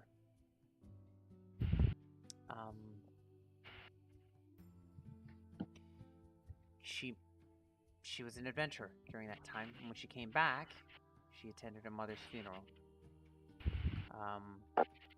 Pseudo was always public about his opinions, that his father had pushed Atsui off a cliff to her death, and during the funeral there was a confrontation. Bonjiku nearly broke Pseudo's jaw with his cane. Pseudo cursed him, left Sandpoint, and he hasn't been heard from since.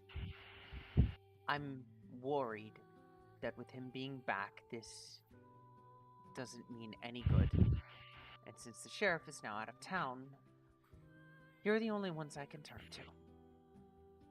Can you please follow up on this? Go to the Glassworks, just find out what happened to Amiko as soon as possible. If it's for the nice lady that keeps feeding me and giving me a fucking actual bed to sleep in, sure, why not? She smiles and says, "Thank you so much. And even if it is just for the food and continuing bed, I just want to make sure she's safe." Yeah, lady. I don't have those things called attachments. She gives you a hug. He's gonna scramble out as best he can. She doesn't force you to stay there, but she you scramble out. She smiles. She says, "Thank you. I'm gonna try and keep things going here the best that I can. But as soon as you find out anything, please let me know." Why did Miko be mad at you?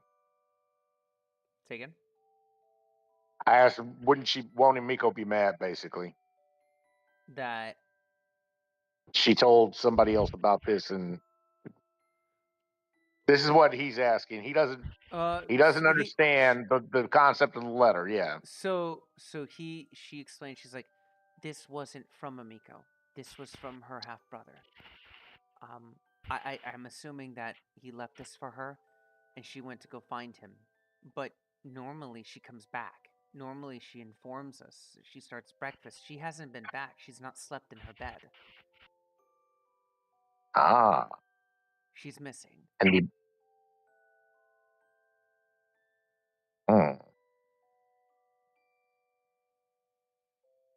The old man maybe did this? I don't think so. If I imagine that if Longiku knew that his son was here, this would have blown a lot more out of proportion. I think with this letter, it's Suda wanted to meet Amiko alone, Oh. and I just don't think that that's safe.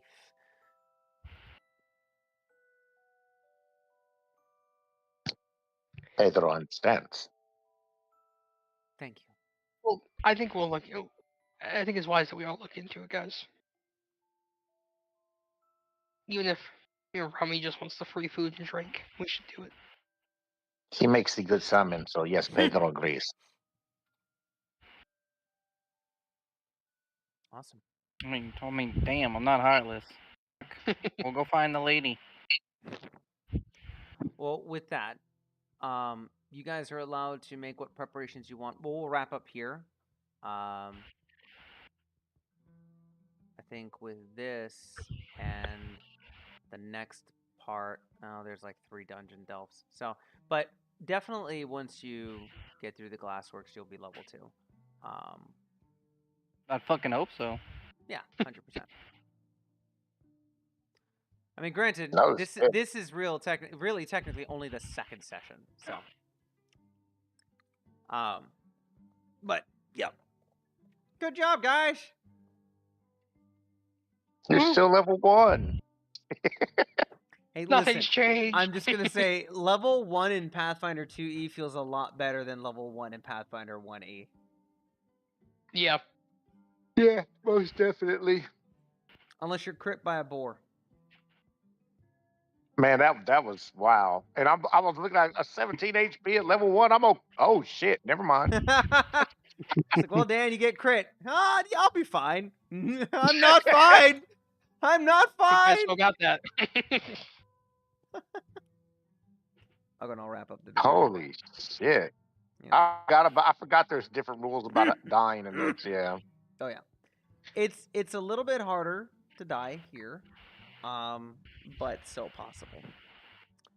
Which was actually smart though for them to do that. You know, it really was. Oh yeah. All right, I'm